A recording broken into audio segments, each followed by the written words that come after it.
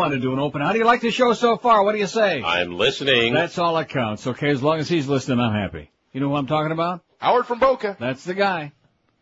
Boy, it's a good thing we got these fart sounds out of here. Look at all the good stuff we got on here now. Yeah.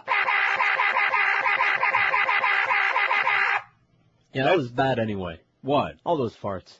Yeah, that was bad stuff. We don't want to play farting sounds, do we? Yes. Oh. Anyway, we got some bad news, speaking of bad, to get started today. Besides, we apologize. We've been off the air for about, 40 minutes? What time did they go off? 10 off? Something like that, yeah. That's because you're living in a tropical sewer is where you're living. You're living in a nightmare. Unbelievable. Paradise. It's paradise. Isn't it paradise? I'm listening. Stop dead, Mo. I saw him. I looked in through the window this morning. He didn't wave. He didn't do the wave. Oh, and speaking of doing the wave, I hate to break the news to you idiots out there, but the wave went out with knickers. Just because they're giving away a bunch of free crap out there in those stupid little rings, you know, those make-believe rings. Oh, now we got to act silly and do the wave. Oh, brother. America is looking at you and they're saying, what a bunch of, where's, oh, I didn't have the bleep on here. Is it on here? It's on that thing, yeah. Oh. Boy, this is weird sounding. Is it? Well, this happens every Monday when I come back to town, which is why I don't come out back very often. The first day is always a disaster. It sounds really tinny, doesn't it, again? Like it always does. Really weird, tinny and funky and weird. The TV is all screwed up because everything blew out here on Friday because it was storming and lightning and thundering and the end of the world. Where's the bleep? Okay. No, it ain't. Oh, there it is. So what I was saying is America is watching and they're saying, what a bunch of idiots down there doing the wave. They didn't get the word, the message that that went out a zillion years ago. Okay, let's get the death count out of the way here at the beginning of the show like we do every day, since nobody seems to care very much.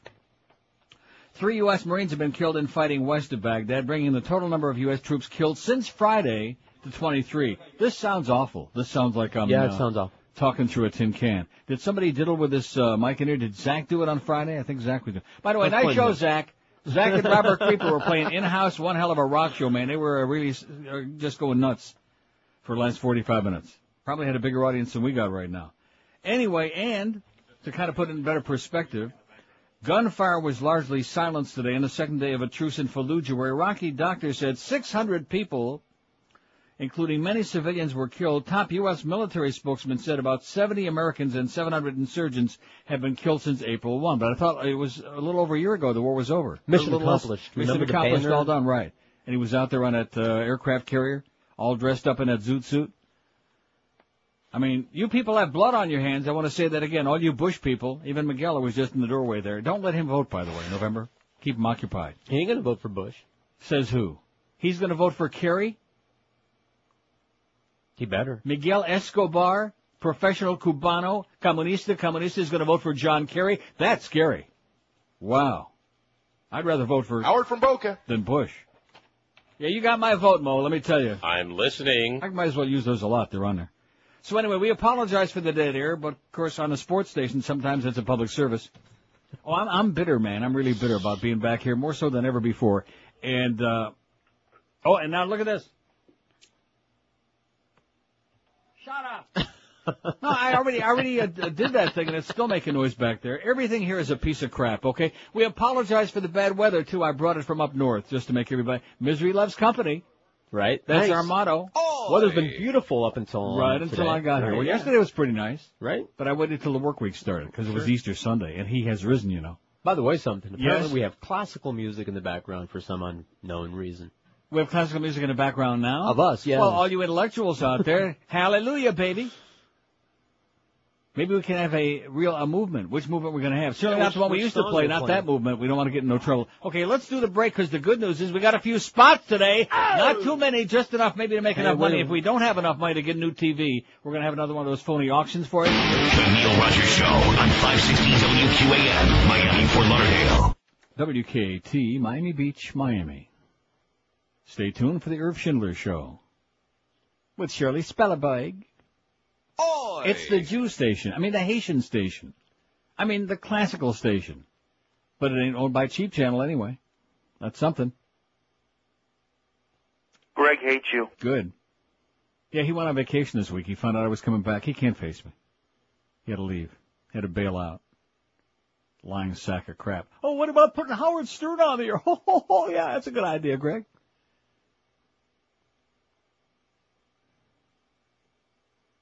So we never got any spots on, right? Did the No. spot never even started. No, we never got to that spots. point. Oh.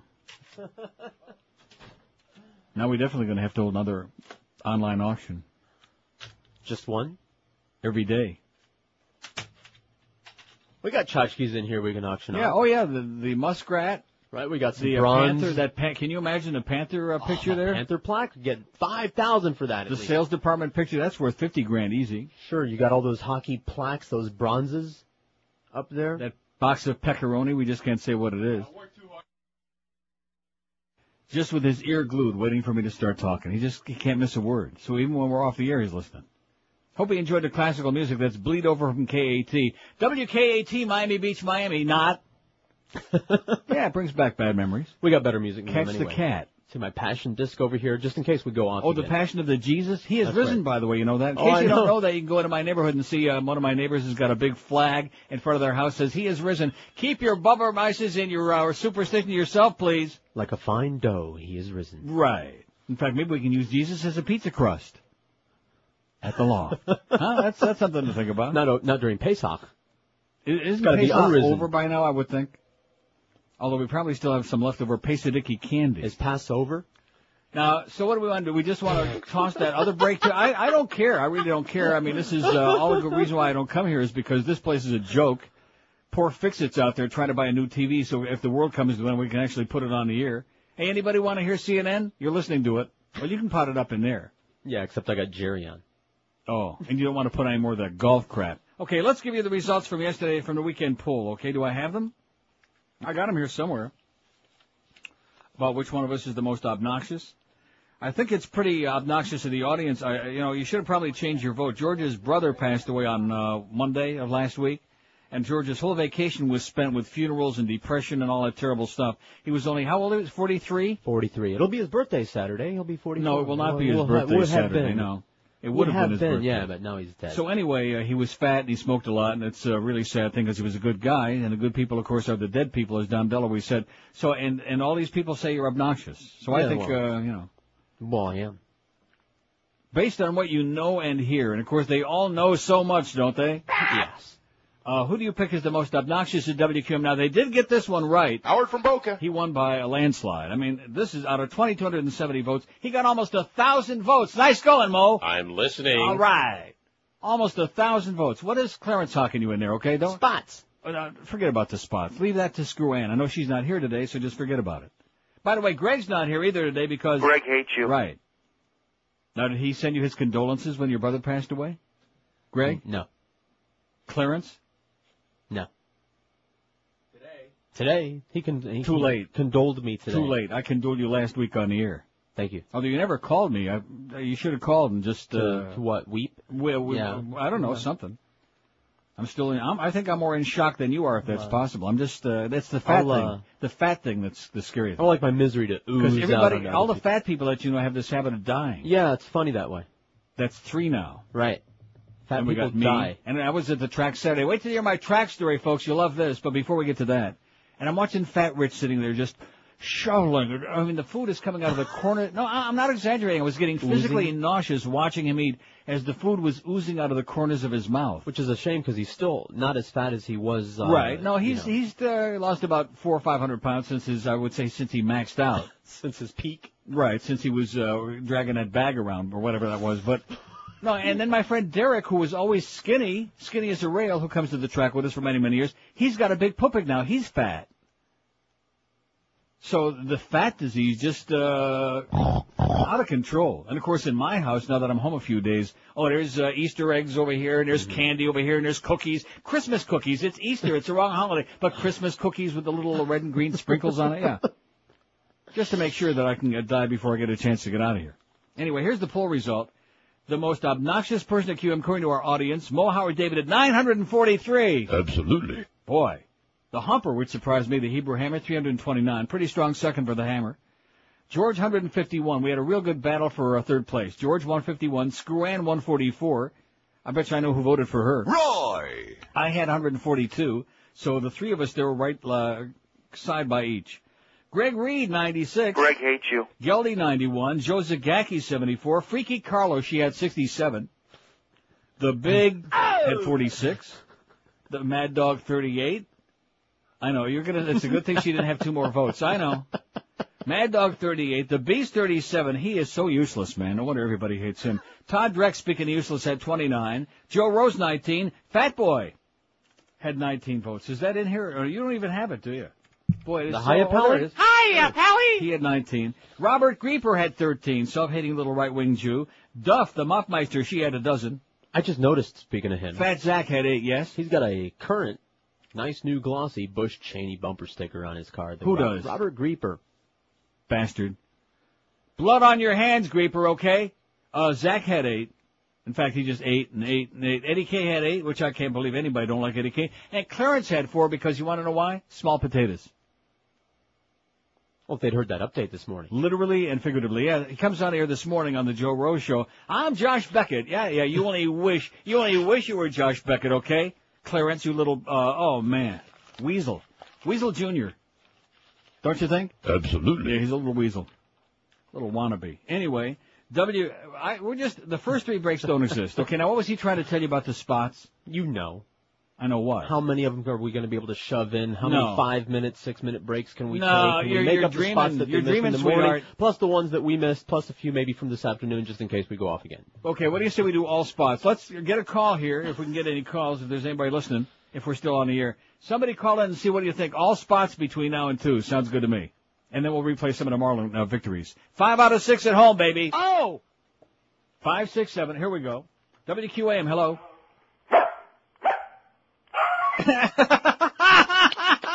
There's a voice on the past. That sounded a little like Tiny and getting really frantic. You see, there is no, nobody dies. It's right. Just, they go back. They go into like a holding pattern for a while. Like purgatory, limbo. Right. And then after they're like build up a little energy, they come back. That was definitely Tiny. And Tiny says all spots. WQAM, hello. Uncle Neil. Yes, all sir. Spots all day. Okay, thank you. There you go. That's all we needed. All spots radio instead of all sports radio. What do you want? What is it that you want? Because I'm getting really irritated having to see you face to face. What does he want? We're not on delay. Yeah, so that means we're not taking any calls either. So, yeah, don't do that. Oh, no kidding, Clarence. Good one. Good one. Nice going, baby. Nice going, Josh Beckett. So we can't take any calls. We should put that classical music from KAT in the background again to kind of soothe the audience because with this kind of weather, man, like the world is coming to an end. It's like we're on not just standard time, like we turn the clock back, kind of like in the Bush era. There you go. Turn the clock back 100 years. It's dark. It's finster, man. This is really bad. Now, speaking of the end of radio and the end of the world, the regular guys in Tampa on Clear Channel, they're fired. I mean, in Atlanta, fired. Fired. Right? Absolutely. WKLS Rock Atlanta Morning Show, the regular guys. Remember when they got suspended? You were still, that was a couple of weeks ago, right? Yes. Well, they're done. Hosted by Larry Walks and Eric Von Hassler, was formally dropped by Clear Channel Rocker on Friday following a thorough investigation by Clear Channel Regional Vice President and General Manager Pat McDonald and local management of a March 19 broadcast during which Walks and Von Hassler planned to air a tape backwards of a porn actress simulating various sex acts, thus avoiding an FCC fine. They were going to play it backward, but what they were trying to tape went out live forward on 96 Rock, however, rolling underneath a commercial. There was like, underneath the commercial. See, I only did one, because if I did 2 of them, that would have been pornographic. Have to dump it, and we can't. The duo were immediately suspended from WKLS. In a statement, McDonald said, "We will announce replacement programming in the near future, but remain confident in our ability to continue to provide compelling, entertaining, and informative programming that meets the taste and desires of our listeners." Typical of Clear Channel. They're really concerned about their listeners. Right. Wow. So we can't do anything. We could play some music, but I got a few bedtime stories here. We killed about 35 minutes. We don't have to worry, and hopefully we'll go off the air again. That's what I'm praying for. Well, when you come back to town, you just want to ease into it. I'm not going to lie to you. I enjoy when this transmitter goes out. In fact, if there's anybody out there in Virginia Key, wherever it is near the transmitter, you want to throw a stink bomb at it, or you just lift up your leg and throw a bomb at it. Got a pair of bolt cutters. Right. That would be excellent. So just knock that baby off the air for a few days. At least a week would be excellent. Then we can get it back on when I get the hell out of here. Okay, let's do some commercials, baby, because Clarence is wringing his hands. He wants to make sure we don't have to run too many more of those damn auctions online, those Beasley rip-off auctions, and pass them off as some kind of a charitable thing, because he knows I won't read those promos ever again. Fat Boy said to me this morning, he says, "Oh, we're going to be doing that again in June." I said, "No, you're going to be doing it in June, sweetheart, because I'm not. You won't hear about that no mo on this show. Unless they want to buy some spots. Hey, speaking of buying some spots, if you're fat as a cow like everybody else now, I don't want to use your brother's death as a commercial thing here, but go for it. The fact you're going to die. That's bad. Yeah, if you continue if being you're fat, like you're going to die. You're going to die. Now, even if you're not fat, you're still going to die, but probably not quite as soon. So if you want to die young, stay fat like George and his brother and all of his friends who seem they can't handle it. Balance for Life is the premier meal delivery service based on the Zone diet, and they deliver right to your door even if you don't want it. They deliver right to your door a little black sack, 3 meals and 2 delicious gourmet snacks every single day. With all that food, how can you really say you're on a diet? 5 feedings at the trough. Try the real meal service that delivers results based on Dr. Barry Sears' Zone diet. Don't settle for imitations. Just imagine there's no shopping, no cooking, no cleaning, no calorie counting, not even any carbohydrate counting, which everybody seems obsessed with today. And people on Balance for Life are losing an average of 12 to 18 pounds a month with Balance for Life. This could really extend your life because the Zone diet's proven to lower your blood sugar, your high cholesterol, and high blood pressure too. And if you ever wanted to try the South Beach diet, here's your chance too, because Balance for Life is the closest thing you'll ever find. You don't have to do any figuring out, because Balance for Life is the only meal delivery company that offers you menu choices that lets you go from phase 1 to phase 3 of the very popular South Beach diet. So feel the difference, see the results on the scale. Stay alive, baby. That's what it's all about. Stay alive. Lose that weight. If you've tried all the other gimmicks and diets and just haven't been able to do it, this could be what you've been searching desperately for, because they do all the cooking and all the worrying for you. Call Balance for Life today, 1-866-225-4543. That's 1-866-225-4543. Or on the web, it's balanceforlife.com. We're Sports Radio 560 QAM. God.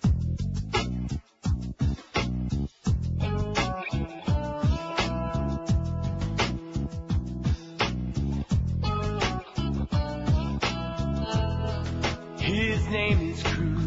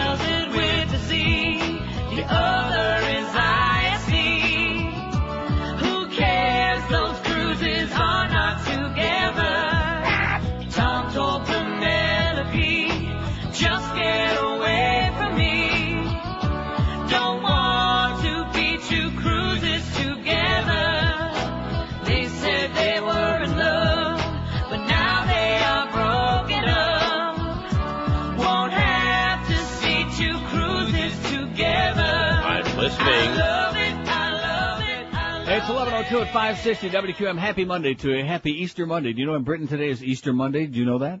I was seeing that on a calendar. What's that about? It's about having another day off, I guess. It's about being a day late and a dollar short. Well, it should be Monday. What? He died on Friday, right? Wasn't that Good Friday when he died? Right. 3 days after that is, because he hung out for 3 days before he came back. Blue Monday? Right, there you go. It's Blue Monday. That's what Fats Domino said. That's what the fat man said.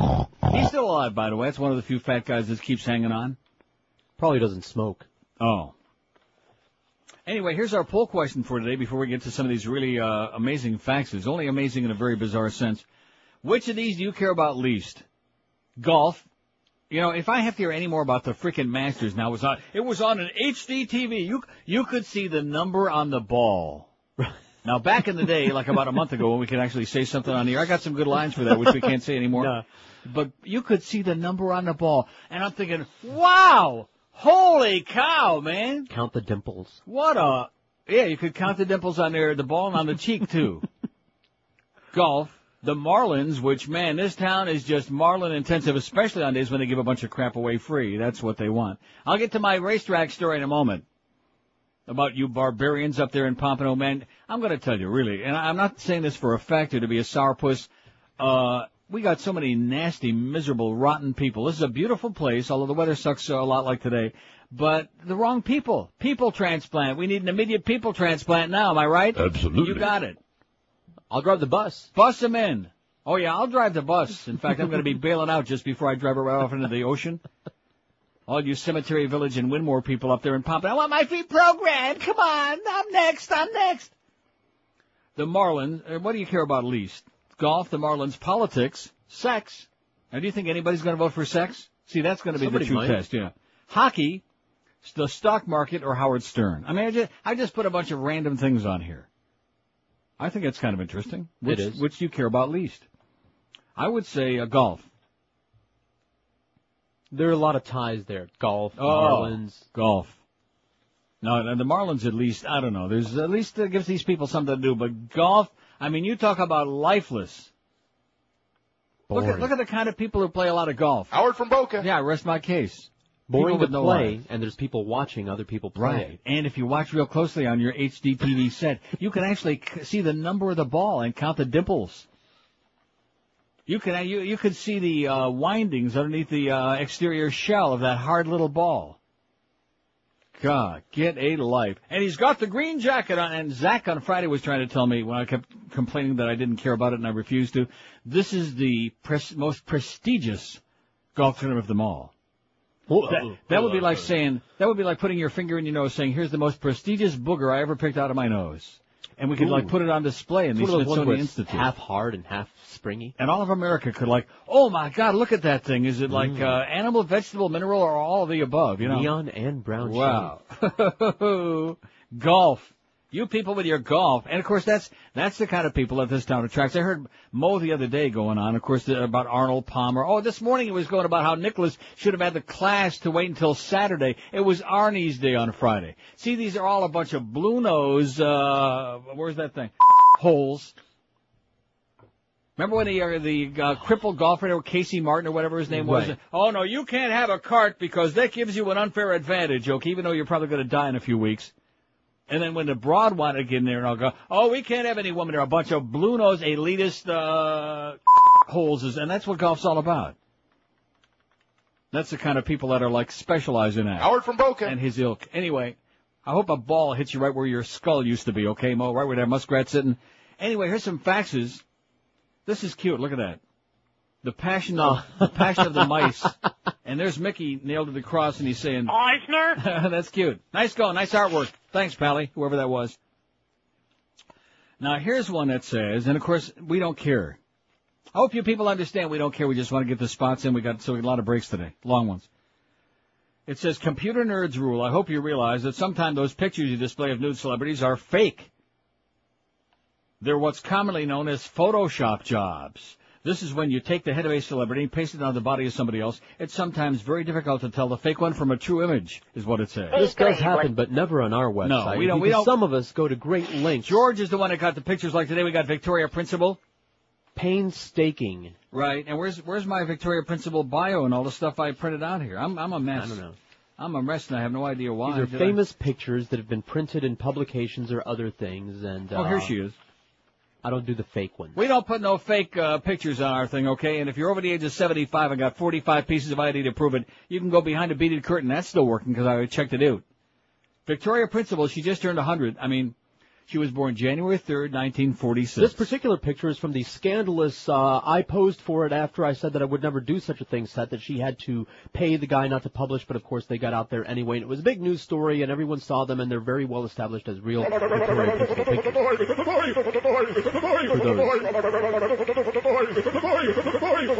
Exactly. So anyway, she was born January 3rd, 1946 in Fukuoka, Japan. I know, I said it. In Fukuoka, Japan. She's 58. She's the eldest of two daughters born to Victor Principal and Reveal. R-E-E. No, seriously, that's a great name for like a porno. That's her mama's name, Reveal. She's been in 8,000 movies. She was in Titans, the 2000, well, these are TV series and movies, Doing Dallas, Victoria Doing Dallas, Love in Another Town. Well, we all know who Victoria Principal is, right? Life and Times of Judge Webb Bean. The Naked Ape, Vigilante Force, I Will for Now, Fantasy Island, The Night They Took Miss Beautiful, Dallas, she was in the TV series Dallas, of course, in 78 to 87, The Pleasure Palace, Not Just Another Affair, she was in 80, Don't Touch My Daughter, that's George's favorite, Seduction, Three Tales from the Inner Sanctum, and on goes. Victoria Principal, there she is for you to peruse if you have many pieces of ID and you want to see some old naked babe. Actually, that picture, she ain't all that young in there either, when you come right down to it. Huh? Yeah. When did they take that picture? About 4 or 5 weeks ago? So if you'd like to see a saggy old lady, there she is. We can't say what's sagging because that would be bad. So I did see the picture. I didn't see the show with Janet Jackson and the fake Dick Cheney. Yeah. On Saturday Night Live. I didn't see it. Doing her best Janet Jackson routine, and there was Vice President Dick Cheney there, too. I saw the whole, not live, I saw it on tape. Now, here's the facts. Here we're sitting here. Everybody's running around like chickens with their head cut off trying to get the station back on the air. It's raining like the end of the world. It's so dark out there. It looks like WW5 has just been fought. And this is the kind of facts you get. Answer the phone, you damn cowards. Where in the hell is Neil?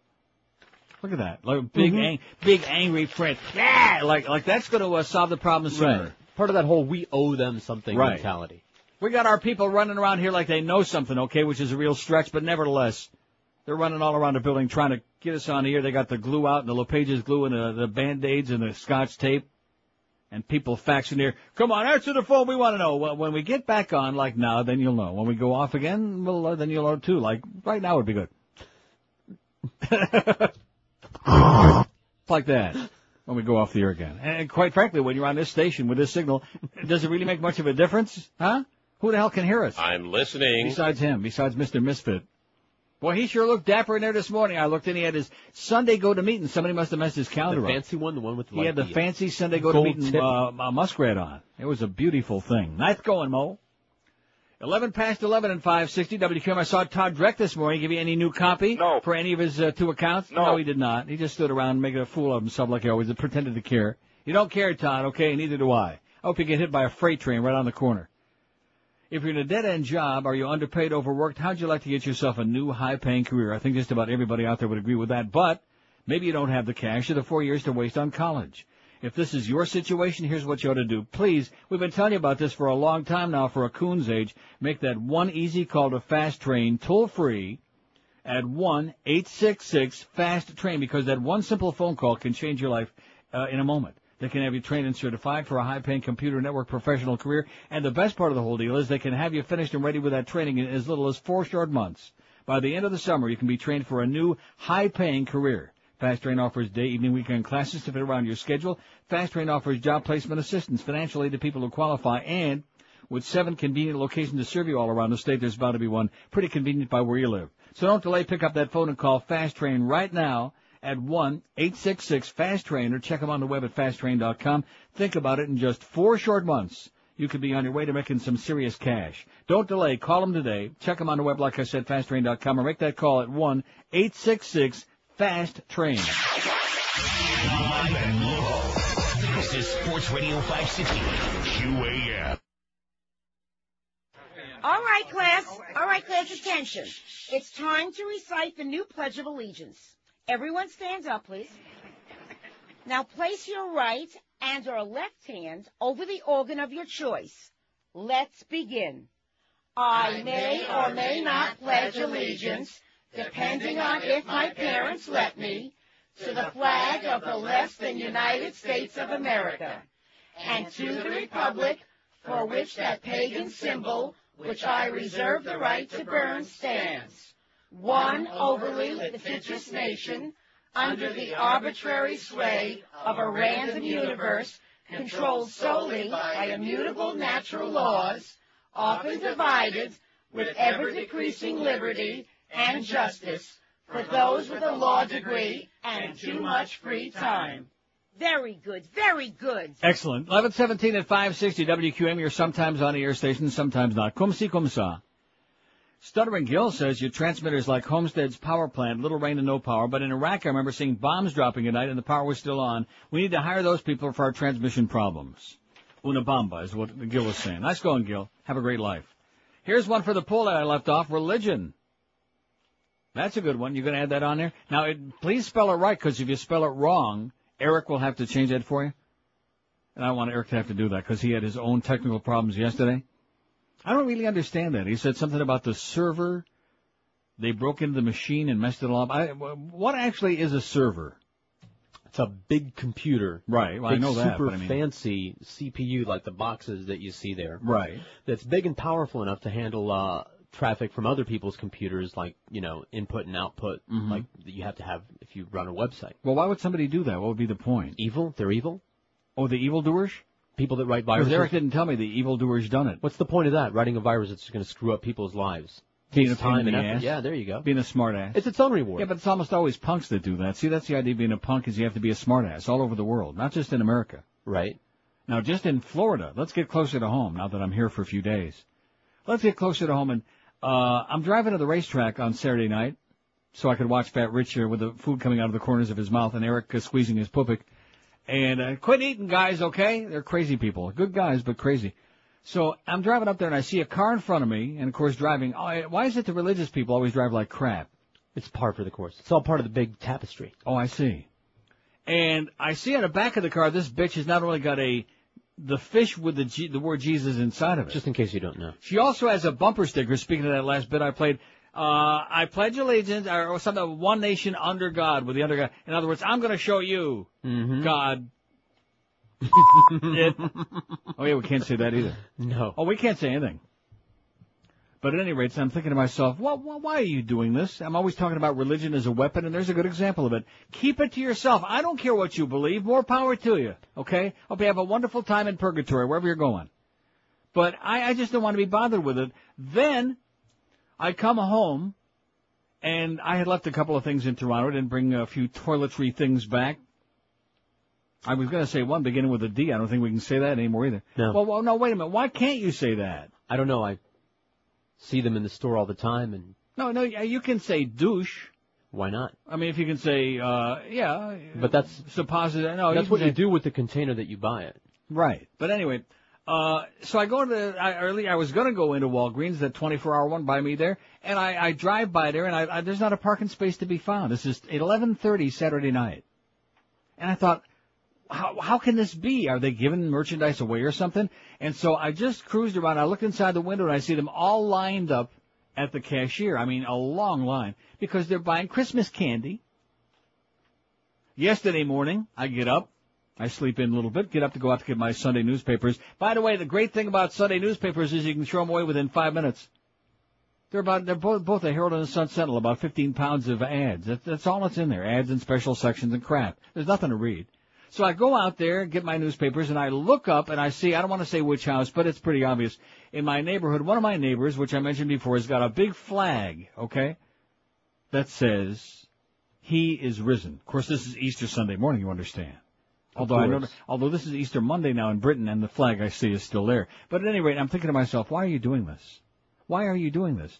Now, the building I live in Toronto, for example, which is a very big apartment building, they put out a notice every year at about the beginning of December about the building rules on door decorations, all of these things. They're just prohibited. No crosses, no Star of David, no, what's the other thing you put on the door at Christmas, the wreath? No, none of all of these things, they're prohibited. No mezuzah. And they explain that it's just, it's offensive to some people. They're not going to offend anybody. Just have a little bit, that's all very simple. Not in America. Little decorum. Have a little bit of consideration for other people and stop trying to beat that. Well, I don't care what you believe. I don't need to know it. Yeah, you do. No, I don't need it. I don't want to know good. it. I don't want to know you it. Don't want People are always complaining about you and I, about the shows we do on religion. We talk about that too much. We'd never do any shows on religion if nobody else would talk about it either, if they just believe their own fairy tales and stop killing each other because of it. And leave us alone. Leave us alone. No. I don't want to be dragged down the path to purgatory wherever the hell you're going. I don't care. I don't want it. I don't want to know about it. You'll thank me later. Gee, he is risen. I thought to myself, what a nasty thing. Okay, no, seriously, it's just nasty. It's back when, right after 9/11, and a lot of us, including me, we got sucked into the thing, putting the American flags out in front. Right now, I think you'd have to be embarrassed. Although I saw a couple of cars over the weekend, and they got the little flag, the window flag on there again on the car. Oh, now that you're back here, they got some 4-flag jobbies. Well, you know something? I sure hope they got some ketchup to put on there to simulate blood. Mm-hmm. Because if you're one of those people, man, if you're supporting this insanity, you've got blood on your hands and blood on your flag. Make no mistake about it. It's a disgrace what's going on. And the public is like this. Pretty soon it'll be 800, then it'll be 900, then there'll be 1,000 people coming home in body bags, plus the thousands who are maimed and mutilated might as well be dead. Plus, of course, the thousands of those people over there. I told you this in the beginning. It's called emancipation by decapitation. You're free. Now we're going to kill you. You can't be much freer than that. Right. You got nothing to worry about, no bills to pay. You're dead. Speaking of for your own good. Right. It's for your own good. So There they you should go. just shut up and take it. How's that poll coming, boy? This guy was right on a religion thing, man. Got 10 immediately. That's our crowd. That's our good heathen crowd. You can knock our audience all you want. We got plenty of goofballs out there. But we got a crowd, man, that's heads and shoulders above the rest, including those barbarians at the track Saturday, which I will eventually get into that story in a minute. 1 minute. That told me right there where I was. There is no place else on the face of the earth, even in the Bronx, even in Manhattan on a bad day, that I could have been on Saturday night and seen what I saw. A display of barbarians, of lunatics, so grotesque. Anyway, which of these do you care about the least? That's our poll question at neilrogers.com. 136 votes. Golf 52. All right, let's say for that, 52. It is pathetic. And like you said, I mean, it's one thing if you want to play it to go out and get some exercise, socialize, schmooze a little bit, have a couple of beers. Well, I mean, whatever, just to go out and schmooze a little because you got nothing else to do. But to sit and watch other people play golf, you have to be an imbecile, man. You have to be a moron. Absolutely. If it moved any slower, it would be a still picture on your TV. I mean, I can understand lifeless old turds who just are like walking vegetables. I can, like, for example, Howard from Boca. There's one. You know, I can understand him getting involved in that. That's all he talks about. Golf 52, hockey 25, shame on you, Leafs 2, Ottawa nothing Saturday, pretty lame game by the way, game 3 tonight. How about Nashville, how about those Predators, knocking off Detroit yesterday, I love it. Howard Stern 22, religion 15. Religion is leaping toward the top. It's making gigantic leaps and bounds. By the way, Clarence, thanks for giving me the log back in the wrong order, backward, you idiot. Well, look, it's a big assignment for a little guy, okay? He's a little Weasley kind of shrimpy guy. We should have had Josh Cordes put shrimp on the, I don't know if we have that spot. I think we do. He's here. He's not here. We should have had to put it on the DCS because I can't say shrimp like the way he does. Who can? Religion 15, the Marlins 11. We love the Marlins. They win every day. Let's go get some free crap at the ballpark. Oh, I'm sorry, they're on the road now 9 games. They're in Puerto Rico. Let's send some people to Puerto Rico. Oh, and, well, let me finish this. Stock market 11, sex none, and politics none. Well, thank goodness for that. I guess the old farts haven't voted yet. The goofballs who do the morning show on El Sol. Okay. Remember they were getting bitching about the FCC, whoever the hell they are. So evidently, on April Fool's Day, see, I'm not into those people like Stern did, you know, pretending that the show was taken off and all that crap. Boring, yeah, old and boring. So they did a thing where they came on the air and announced that Castro was dead. And I didn't even know about it. I read about it in the paper over the weekend. Incredible. Oh, man. Incredible. You talk about people hyperventilating. You talk about your old, oh, man. They didn't have cameras in place before they did that? They were foaming at the mouth, from what I read. How could you do this? There was even letters to the editor. Sure. How could you do this? And you're playing on our emotions, and you had everybody whipped up into a frenzy, and we were hoping and crossing our fingers and dancing a Kazatsky, even though we don't like the Jews anyway. It was incredible. Just amazing. See, that's okay, going on the air, putting on phony information, just like that Catherine Harris story, although this morning I did hear a story about her. I heard she, that's what I heard. I did. Twice. I don't even know what they'll spot him. I don't know what's... Oh, and by the way, thanks to Troy Stratford, who brings in a letter. He brings in a letter this morning from a sponsor that had some new copy information, and he says, oh, do you need this to be typed up? Like a folded-up letter that looked like he wiped his ass with a couple of times? Mm-hmm. Nice going, Troy, you idiot. I say let's bring back... Roy! At least he had that big thing. Well, 26 after 11 at 560 WQMD. Lights of West Boca is dedicated to providing you with the best products for weight loss, for the weight loss phase of your low-carb diet. If you're on the Atkins, Sugar Buster, South Beach, or any low-carb, sugar-free diet, head for the Lights of West Boca. It's the #1 low-carb store in America. Many of the new reduced-carb products on store shelves are geared toward cutting back on carbs, not on weight loss. You want to lose that weight and stay alive. Delights of West Boca's expertise has always been on the weight loss phase of low-carb dieting. They've got over 1,000 products in this one great store with a focus toward the lowest carbs possible that can fit into a successful low-carb weight loss plan. Their spring sale is in full swing, so stop by. They got an eligible staff. They're open every day, 7 days a week, from 10 till 10. Delights of West Boca is on the northeast corner of Glades and 441, right next to Boston Market. You can call them toll-free at 1-877-LOW-CARB, LOW-CARB, or on the web at lowcarb.com. So if you're trying to stay alive, if you're desperately trying to lose that weight with one of these low-carb diets, here's a store that will give you the variety you need to stay on the straight and much narrower path. That's Delights of West Boca. It's your official Atkins Retail Center. When you're in Boca, stop by and say hi to our good friend Howard from Boca. Live and local. We're Sports Radio 560 QAM. Coming soon to HBO, Martha Stewart and Tony Soprano form America's newest criminal partnership, the Stupranos. I like you, Martha. You're okay. There's something sexy, about a broad who's got the feds after her. Why, thank you, Tony. Now, go whack a few hostile witnesses while I cook up an alibi and my flaky peach cobbler. What was that you said before about dead witnesses? They're a good thing. Ha ha ha. Yeah. When an organized crime ring meets a sterling silver napkin ring, it can only be the Stupranos. Martha, and that judge of yours just woke up next to a horse's head. Wonderful. I hope you wrapped it in my homemade terry cloth horse head cozy. The Stupranos. It's the show everyone is talking about. Hey, I don't like it when people talk. That's when I take them for a ride. Capiche? And remember, a sprig of mint in the trunk makes that last ride more pleasant and refreshing. Be sure to catch the Stupranos before they go into the witness redecoration program. 11:32 at 560 WQM. So anyway, I just want to clarify that one thing because there's a difference between, say, at Christmas time. If you got a house and people put up wreaths and nice decorations, and then you got the people who are in the competition to see who can put the fanciest lights. Right. That's fun, okay, that's fine, because that kind of celebration is like generic. It's just for fun. And holidays, the Halloween with the pumpkins. Right, that's right. It's not jamming somebody's superstitious beliefs down your throat. It's not like standing on top of your roof with a megaphone yelling, "He has risen! Jesus, Jesus!" I don't care, okay? So you're going to see go kiss that. Yoshki, all right? I'm not interested. You're going to realize that Jesus has risen, and you're going to go over there and knock on the door and ask them to share Jesus with you. No, it's I'm going to not. save you. I'm absolutely But that's what's not. going on in their head. I'm going to say, that flag you got sitting out in front of there, I'm tired of looking at it. Well, somebody Just might. like my next door neighbor told me about the sign that was sitting on the side of the house that you couldn't see. This one's right out there in front. I don't want to see it. I don't want to see it. See, I mean, and also at Christmas time, it's your property. You can go ahead and put that, the manger in the hole. The people that do that, the big religious display out there. Please, I find that offensive. I know people.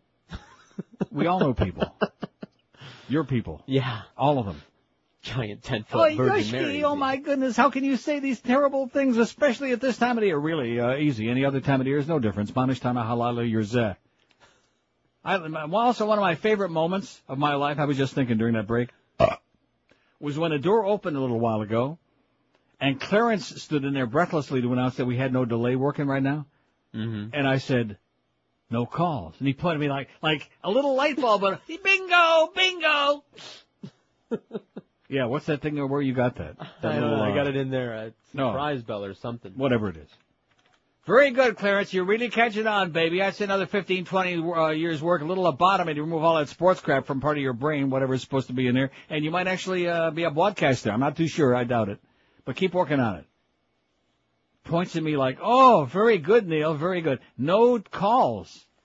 So those people like Miguel that were giving me crap about 7 months I did with no calls, it was good practice for days like this when we have technical problems, when it's pouring, it's gray, it's black outside, it's lightning and thundering. It's typical South Florida. And this is only the 12th of April, by the way.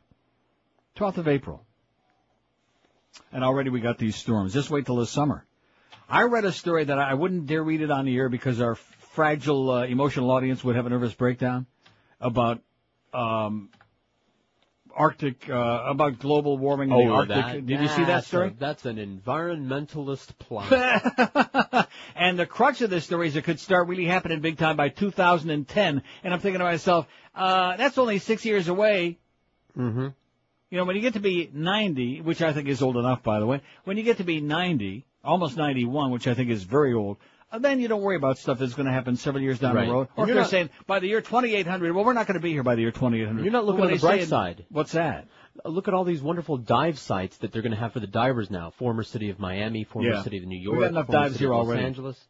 You'll like the, now look at this cartoon. Oh, yeah. This is cute. It says, Titleist golf ball. It's got a TV screen with a big picture of a golf ball with the number 7 on it. And in the distance, there's the hole and the flag and the sun shining in the back. It says, Titleist golf ball, $5. 60-inch flat panel plasma HD TV, $17,000. The schmuck who's amazed by actually seeing the number on the ball, priceless. That's cute. That is really cute. Oh, I could see the number on the ball on the HD TV. Get a life, you idiot. You lifeless hole. What? Look. I forgot all about how silly it was, you know. What? During my vacation, I was that all we distracted. Can't say these words now? I forgot all about the silliness of our life. I got dumped by Josh Cordes last week because rightly so. I said bag, the S bag word, yeah. No, you can say scum, like if you're talking about wiping the scum off the bottom of the ship or something, but you can't say bag. You can't name the container that you put the scum into when you're done wiping it off. Just watch it. Just don't start dancing around the edges too much here. Which of these do you care about the least? If you're wondering why I'm not taking any calls, because we need the license, okay? And we're hoping we actually get one someday. Golf 83. Howard Stern, speaking of that, 41. Let's put Howard on the air Monday morning next week. What do you say, 6 to 10? That's what Greg Reed was talking. Let's do it. I mean, wow. Talk about a man with a death wish. Howard Stern, 41. Hockey, 39. Religion, 39. Ahoy! The Marlins, 16. Everybody loves the Marlins. Everybody's on that bandwagon. They won 5 of the first 6. They're going crazy. Josh Beckett had a no-hitter into the 6th inning last day, and they're just wild with the Marlins. They can't get enough of it. Stock market, 14. Politics, 2. And sex, none. Which means we have none of the people who were at the track Saturday night. So I never have told this story, have I? Well, I got to milk it for a long time because we got till 2 o'clock with no calls. And since I've got such a thick pile of stuff here today. It is thick. No, I got some stuff. I don't want to sit here and do reading for all the time and get all Miguel upset. By the way, I want those Marlin tickets, Miguel. How do you like that? He comes in here this morning. This is, again, the sense of entitlement that some people have. Okay, he's a good guy. I like him a lot. If he was ugly, I wouldn't like him at all. But I say, okay, he asked me, could I pick through the Marlin tickets and take out the ones that I really want? Okay, fine, okay. Nobody in my house is going to be going to a lot of games. But at least bring the damn stuff in here, okay? Oh, I left them on the counter at home. And I says, what are they doing in your house? Why aren't they here? And he says his line is, they're safer at home than they are here. Just like all that soda that you bought last week. Right. That disappeared. Exactly. The good news, by the way, is that Skippy in our sales department is a real major hole. We sent him over to Walgreens to get us some Diet Pepsi, caffeine-free. Oh, this is caffeine-free, isn't it? Yes, it is. Diet Pepsi. Good job, Skippy. And he went over there when it was just pouring like the end of the world. He came back here, looked like he just hopped out of the bathtub with all his clothes on, to which we say, yeah, nice going, Skippy. That was the one thing that lit up our day, was seeing him. He is such a putz, man. He is. Now, the audience thinks maybe I'm just either trying to be funny with this stuff or picking on people too much. If you look up putz in the dictionary, there is little Skippy right next to it. Just a little nebbish. Right? A nerd. Nebbish, nerd, whatever. And, of course, not only that, but that, too. I better watch it because because we don't have the delay going. I know, so we can't dump you. No. And you can't say dump anymore either. No. Can you? I'm listening. Okay, that's right. He's monitoring now, too, and he's very delighted, by the way, that the commission's come down all this filth and profanity, even though he was the one who said, and I better before I find this on here, but he's the one who used to say because he liked it so much, he started getting the swing of it himself. And he was saying it all the time, if I can find it on here, and it's a good thing I'm thinking about what pot that this comes in on. Because it's not the same one as up there, careful, see? No. So I have to be really careful. We can't sanitary landfill you. Well, you better not play that, Neil. You might miss. You might, come on, where the hell are you, Mo? There it is. Where he says, you. See? Yeah. I haven't lost it. Well, no, I don't want to get him in any trouble, because if that gets on here, he's the one that gets fired. You. Yeah. In fact, let's just do that between now and 2, the whole show. What do you say? Yeah. Huh? We'll see how good of a job I can do. I'll go for the Guinness Book of Records. How many 1,000 times I can play Mo saying, I wonder if that's the pot that the light's out on. Come on, Mo. Watch yourself. Howard from Boca. Yeah, you better watch yourself, you potty mouth old muskrat head. God. 20 till noon at 5. Oh, so I still haven't told a racetrack story.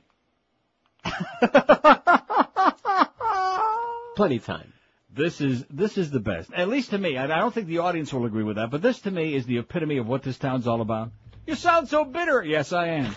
Oh, they like that, though. Listen, but I'm not going to lie. I hate it here. I hate it. I despise it. And more of the people I talk to now are beginning to agree with me. Like, oh, man, you're so right.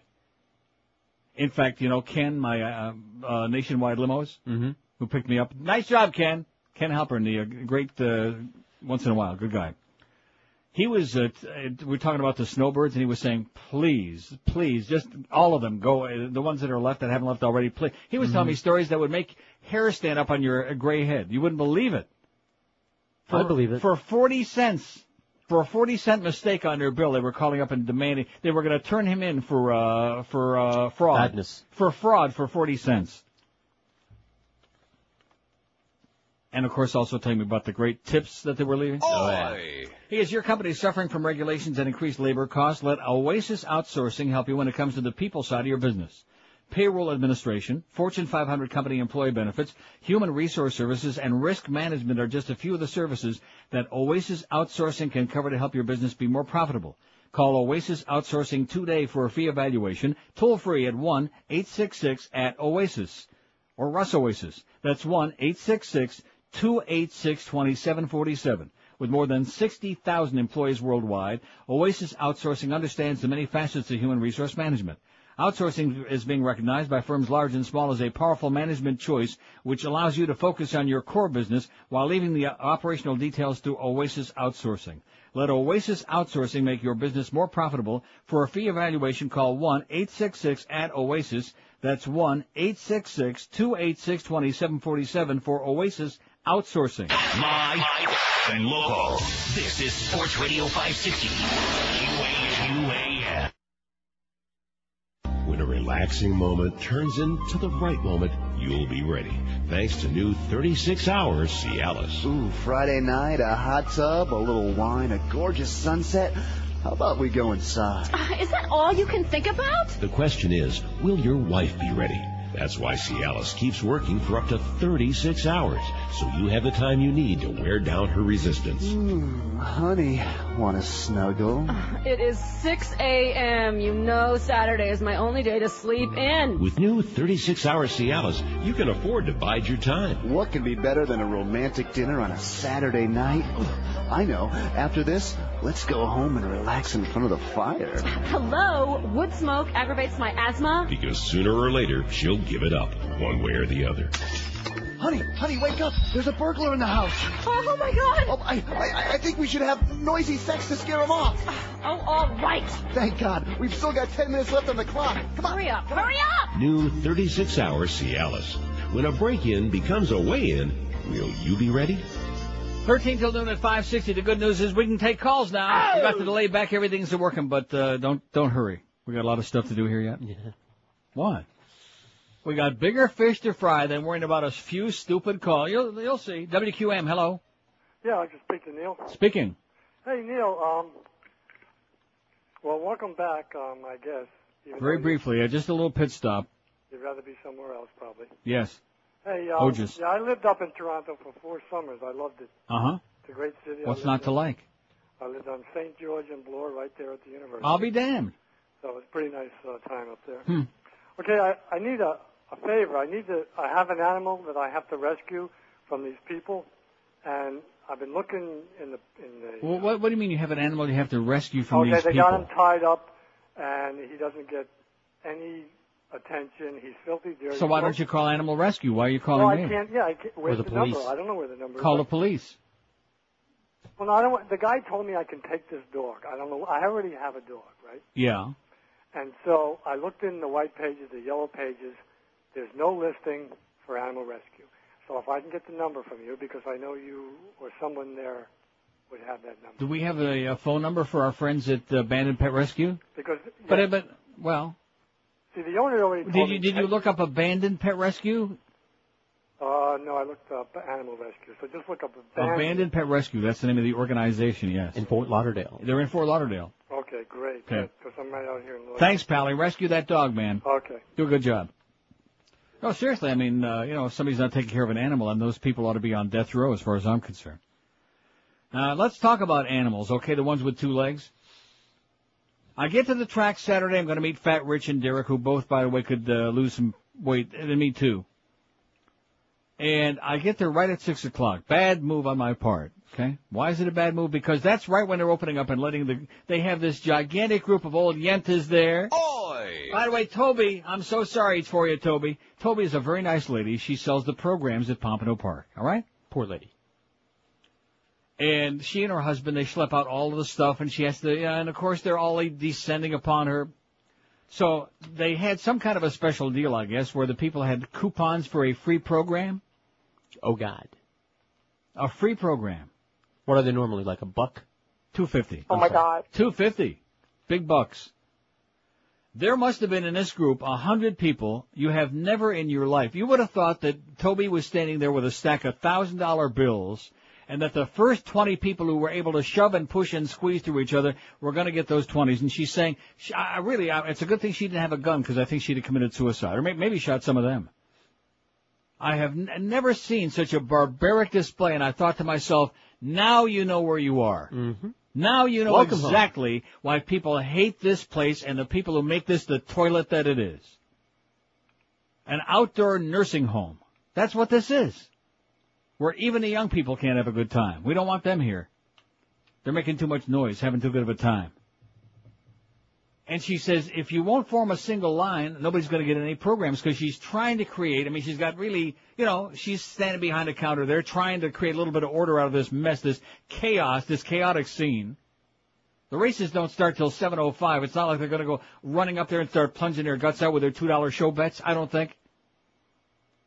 And they are pushing and shoving and agitating. Well, how come? And I'm standing off to the side because I get my programs for free. How do you like that? Without any coupon. Because I'm a hotshot. I practically am an employee there at Pompano Park for almost 30 years now. How many? About 30, man. Yeah. And so one bitch said, well, how about him? He's not in line. I wanted to go over and just punch her right in the head. I really did. I wanted to just go and just give her a knuckle sandwich. It's all the rage now. Miserable bitch. Miserable old sow. And the scene was just, I just walked away there. I couldn't wait to get on the elevator just to get away from these people. In fact, there are like 3 elevators going upstairs. So I made sure I went to the one on the end where nobody was like shut. And I real quick got in and pressed the button and got the hell away from those people. And I use the word people loosely. You're not people, you're barbarians, okay? You know who I'm talking about. You know the crowd up there at Winmore, wherever these people came from. You're lunatics. You're maniacs. You need to be, I don't know why, you need to be put away somewhere in a rubber room and keep the public safe from you and all your behavior. Your barbaric, grotesque, subhuman behavior. You know what I'm saying? Oy. Yeah, that too. Now here's the facts that kind of like is right in line with that. It says if you thought the deal at the track was bad, that was the deal.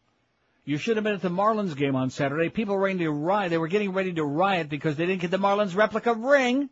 They were lining up to fill out forms so they could have one sent to them because they paid and never got it. I went to the game but didn't really care about the ring. And to make matters worse, I hear the Crow talking his crap. I have a question. Could the station get somebody to translate next time he's on the air?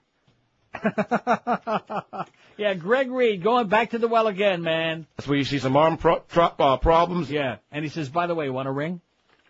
I noticed Miguel was just sporting one in here this morning. A ring, that is.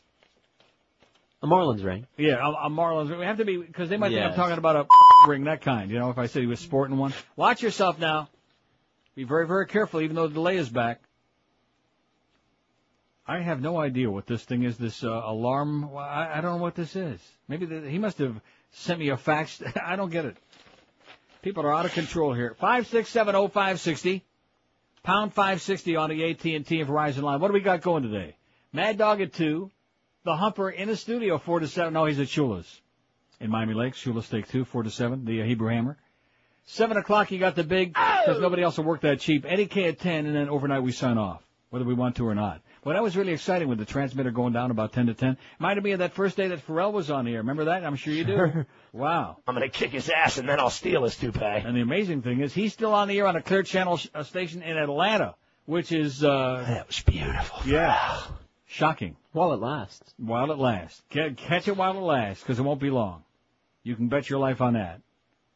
In fact, you could bet the lives of all those animals who were at the track there and at, what a scene. If you could have watched it, you would have thought that these people had just been let out of a concentration camp and somebody was holding up a bunch of food. I've seen it. I was new in town, didn't know where to go, When I used to do those appearances, where I did a remote one, what was the name of that place? On WNWS. I did a show from one of those old Yenta homes there over in Hallandale. Mm-hmm. What the hell was the name of that building? Oh. And in the middle of the show, what the hell time of the day was it? I don't know. What was I doing on? I guess that was when I was doing that split shift. I was doing 9 to noon and then 9 to midnight. And it must have been like 10:30 in the morning. And then all of a sudden they put the free rolls and whatever else out in the back on a big table in the back of this room. Holy Toledo. You have never seen such chaos. It was like a riot. It was worse than a riot. And they're all, and I'm on the air. I'm on a stage with my guests trying to do a show. And they're not paying any attention to anything I'm saying. All they know is, who's got the butter over here? Where's the knife? Where's the, I have never seen anything like it in my life. So welcome to South Florida. If you're smart, you'll get the hell out. Fast. I know I sure will. 5670560, pound 560 on the AT&T line. Which of these do you care about the least? That's our poll question today when you're finished looking at that old bag Victoria Principal. 332 votes. Golf, 111. Nice going. Oh! Religion, 64. How about if the caddy had... Oh, and then Tom Watson. You know, I know his caddy probably worked with him for a long, long time. Do we really need to see Tom Watson? We got all these American kids dying in Iraq, and they spent about 20 minutes showing us Tom Watson in tears because his caddy died. What do those kids have to do with golf? Oh, that's a good point. And that's what Clarence said. What do they have to do with sports? That's what he said. Anyway, golf 111, religion 64, Howard Stern 59, hockey 55, the Marlins only 21 because they're out of that Marlin bandwagon. We love the Marlins. They win every day. They're going all the way. We're going to build them a new stadium for $5 trillion. And you know what? If they want to build a new stadium in Dade County. In Dade County, right. Hey, have a great time. Salud. We both live in Broward. I'm not paying no tax money to build any billionaire a stadium. He can stuff it. The stock market 18, politics 3, and sex 1. Your mom must have voted. She don't have no computer. No. Or, I'm really not sure what she's got when you come right down to it. If you catch my drift. Yeah, boy, there's a thought. Yeah. Oh, no, it's not. Not this close to lunchtime for many people out there. God, it's almost noon already? I like these shows when the transmitter goes off. All right. Yeah. We could get used to this. No, the day that we had that Marlin game on opening day, was that, no, you weren't here. That was last week. Last week, no. If I could tell you, 10 to noon, that's it. Woo! That's where it's at. That was the most, when noon came and that ball game started, I felt like I had just had the greatest, beyond sex, beyond anything, the greatest experience in the history of the human race. 2 hours. Sure. It was paradise. You know what I mean? Absolutely. Hey, spring into savings right now and save like never before on a great new car or truck from Armstrong Toyota of Homestead. They're on US 1, 20 minutes south of the 836. Armstrong Toyota of Homestead's worth the drive no matter where you are at because they're going to save you thousands of dollars on great new Toyotas. Check out the great lease deals that are waiting for you right now as I speak. An 04 Camry or 4Runner, just $269 a month for 48 months. How about an 04 Highlander, just $309 a month? Need a truck? How about an 04 Toyota Tundra, the safest truck in America, just $179 a month for 48 months. These are just some of the savings waiting for you right now at Armstrong Toyota of Homestead.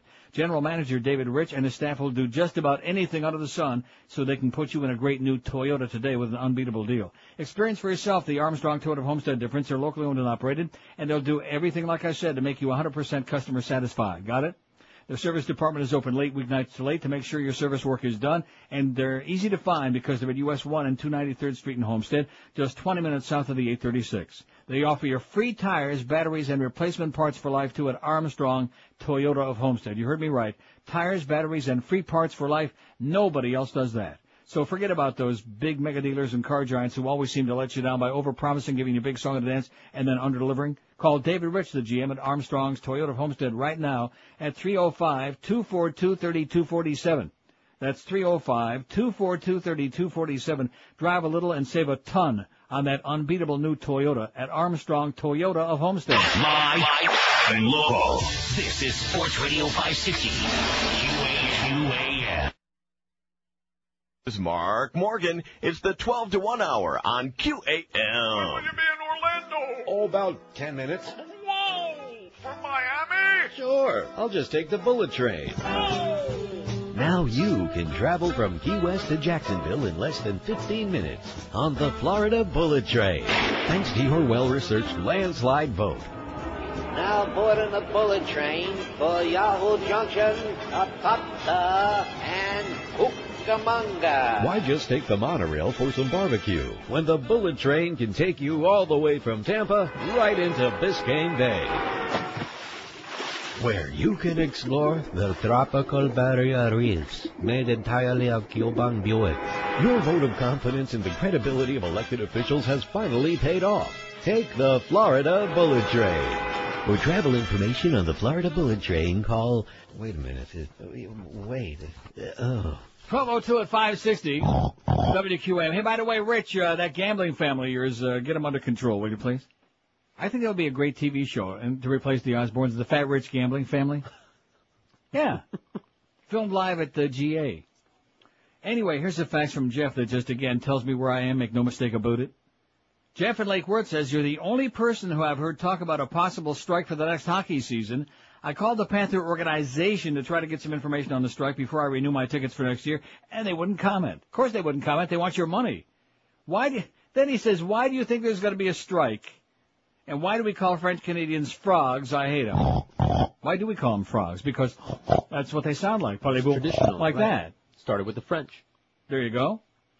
But at any rate, why do I think there's going to be a strike? Well, I think if you talk to 100 people who know anything about hockey, 98 of them would tell you there's almost definitely going to be a lockout, not a strike.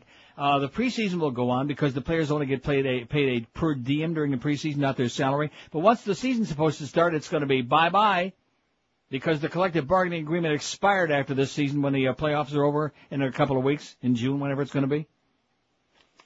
That's the answer, Jeff. And the Panther organization doesn't want you to think there's going to be next season because then you won't give them your money. Just like they were sending out several weeks ago. Oh, we need many weeks ago.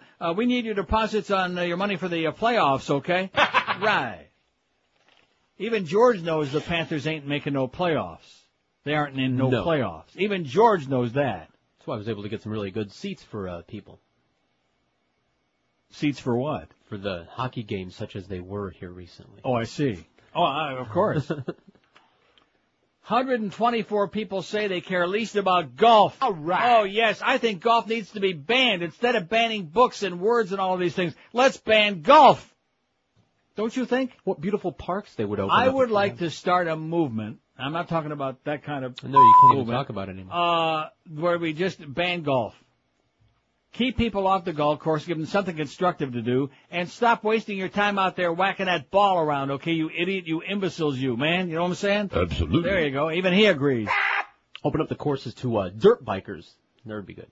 Dirtbag. ATV. See, we can still say dirtbag. That's because we didn't ask. Don't know. I'm not asking any more questions because no matter what I ask those two fumbling idiots, can we still do? No. No. Should we check with corporate? No. You know, I just landscaped here recently. We employed a lot of dirt bags. We had to fill in dirt and land. A lot of them. Yeah. So what's wrong with that? Now let me ask you this. Here's one. I'm asking you. I'm not going to ask them. No, listen to this. Here we go. It's me again, Bob. Douche when you're done. Can we say that? Why not? Is it profane? No. Well, is bag profane? Profanity is farting sound. Is that profane?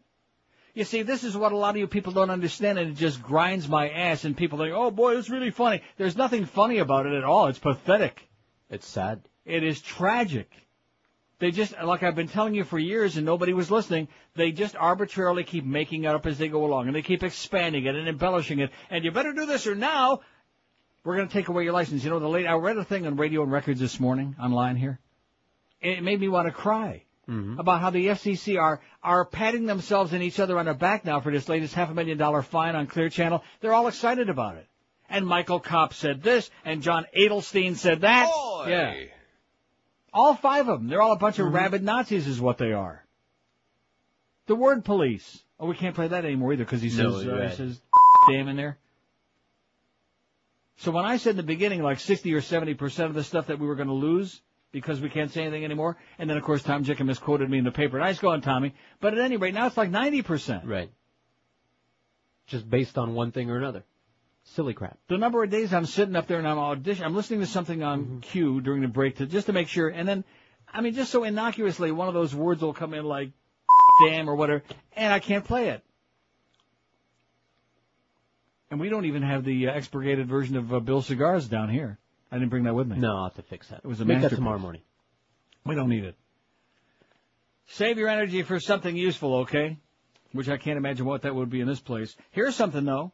A garden center's nude statues proved a bit immodest for some in the town of Hartsville, Tennessee.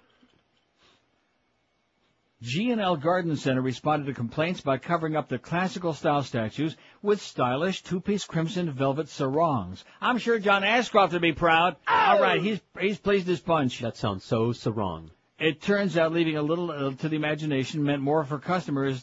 What does this say? It turns out leaving a little to the imagination meant a lot more customers for the $99.95 ornaments.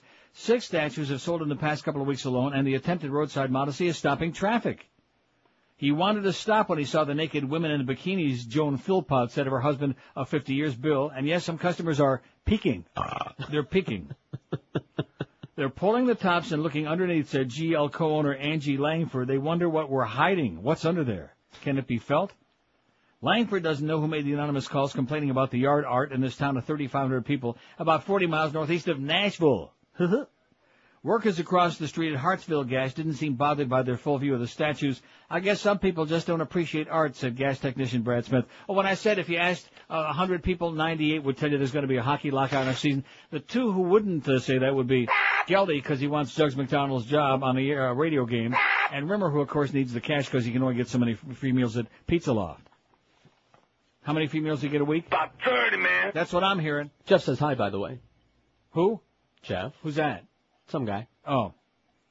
5670560, pound 560 on the AT&T and Verizon wireless line. Any food comes in, and I'm going to be so militant, especially after your fat brother died. Right. He offered. I told him no thank you. No. We'll pass thanks, over. Jeff. Thank you. Yeah, we'll pass over, and he won't be seeing me either.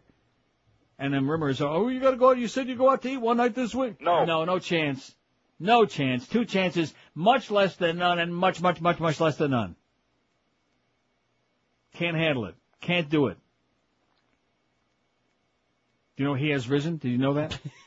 No, listen, I just want to make sure you knew that because, you know, you're sitting there with that blank look on your face and you've had a rough week, and I just want you to feel a little bit better about things because he has risen and he's done it for us. Oh. So that all your evil and all your sins and all the things you've done and thought and wished you could have done, they can all be washed away now.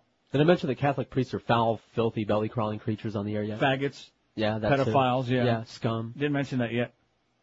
Stop right there. Did he say what I think he said right there? Uh-oh. Better play the tape back. I think George said crap. 10 minutes past noon at 560 QAM. Live and local. This is 560. The radio's all yours now. QAM.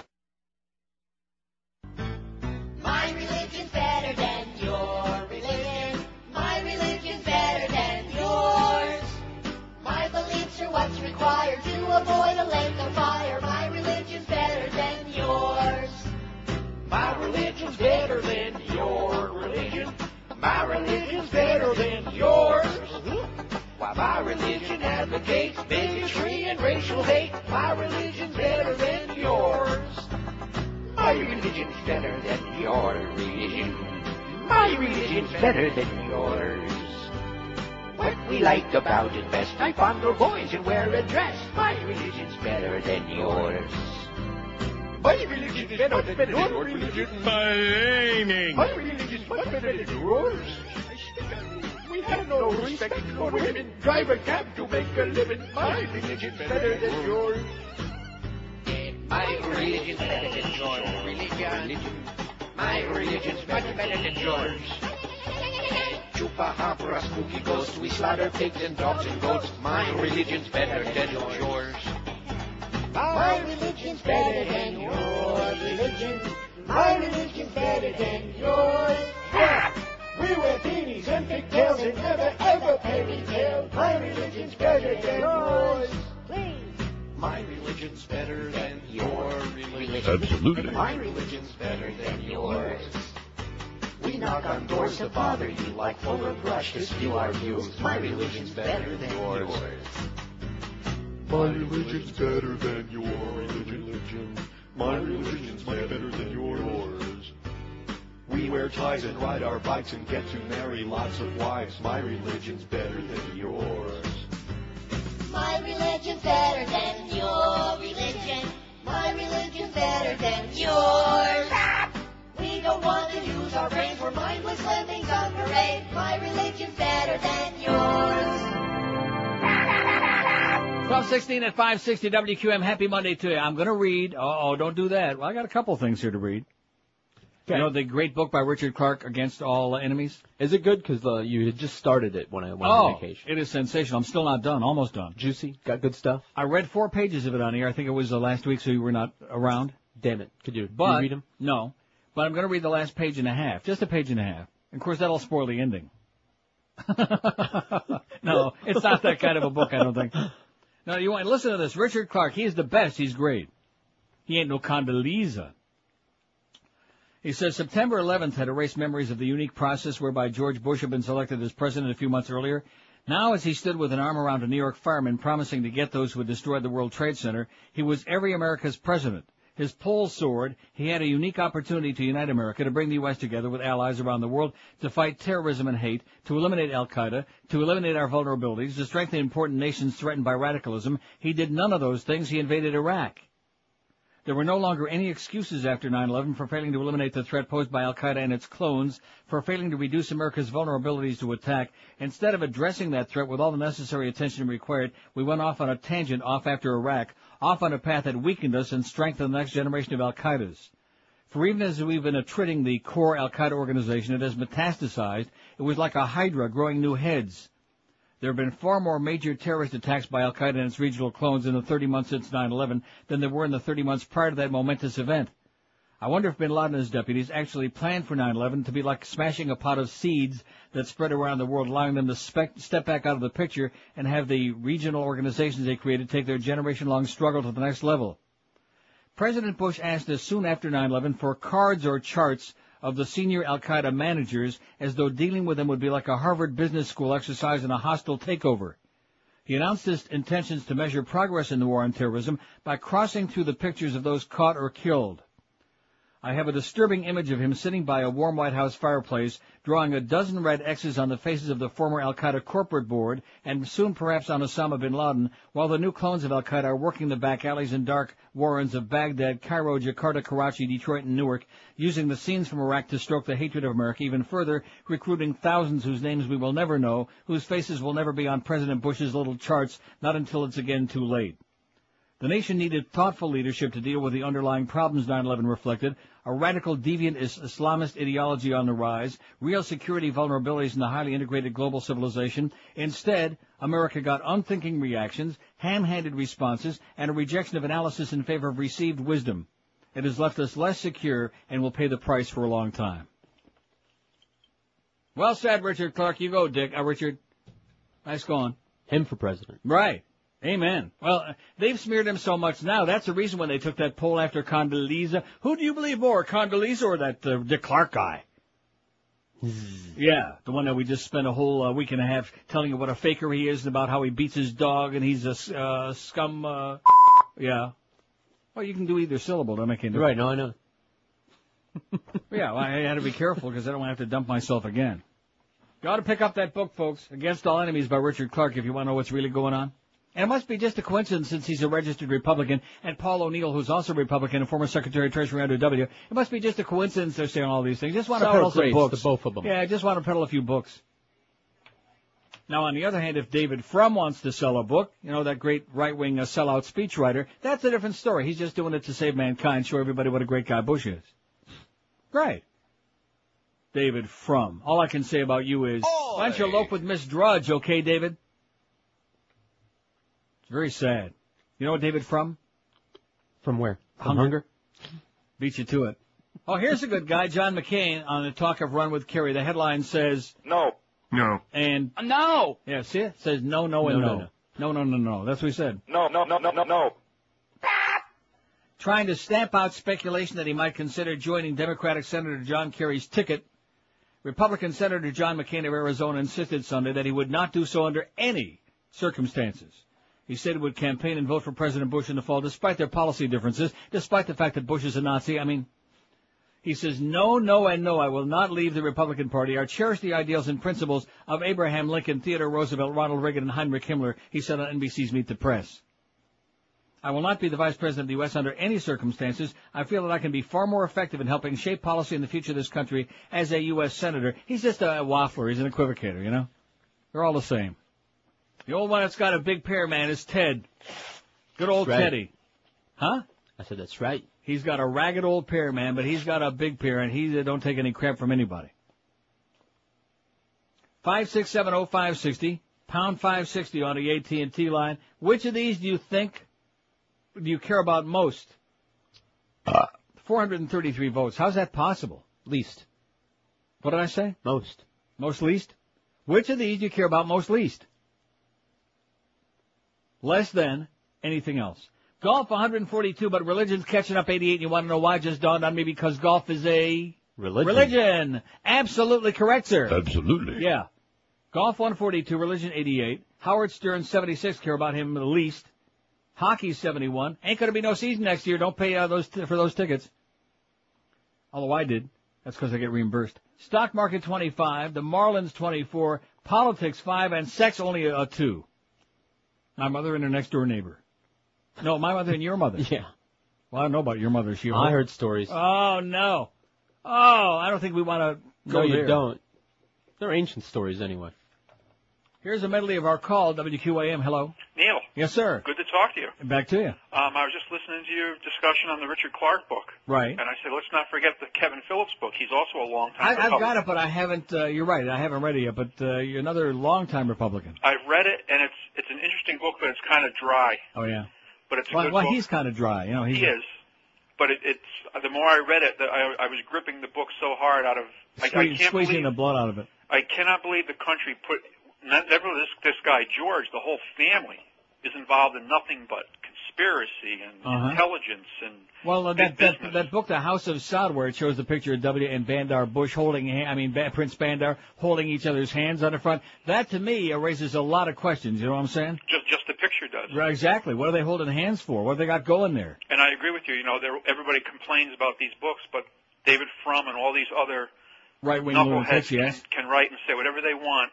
And it's great. Obviously, I guess we're all wrong because I guess George Bush is the greatest American that has ever lived since George Washington. Evidently. And by George. How can he's building a better America, him and Jesus. And, and by the way, speaking of Jesus, he has risen, you know. I heard that. Holy mackerel. But instead of I went to the movies yesterday. I have a movie for you. Yeah. It's called Osama.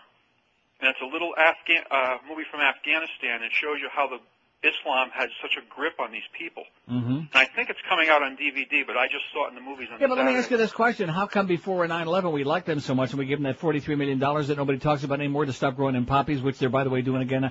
In fact, now they're not only growing them again, but the heroin trade there is bigger than ever, and the warlords are back in charge big time.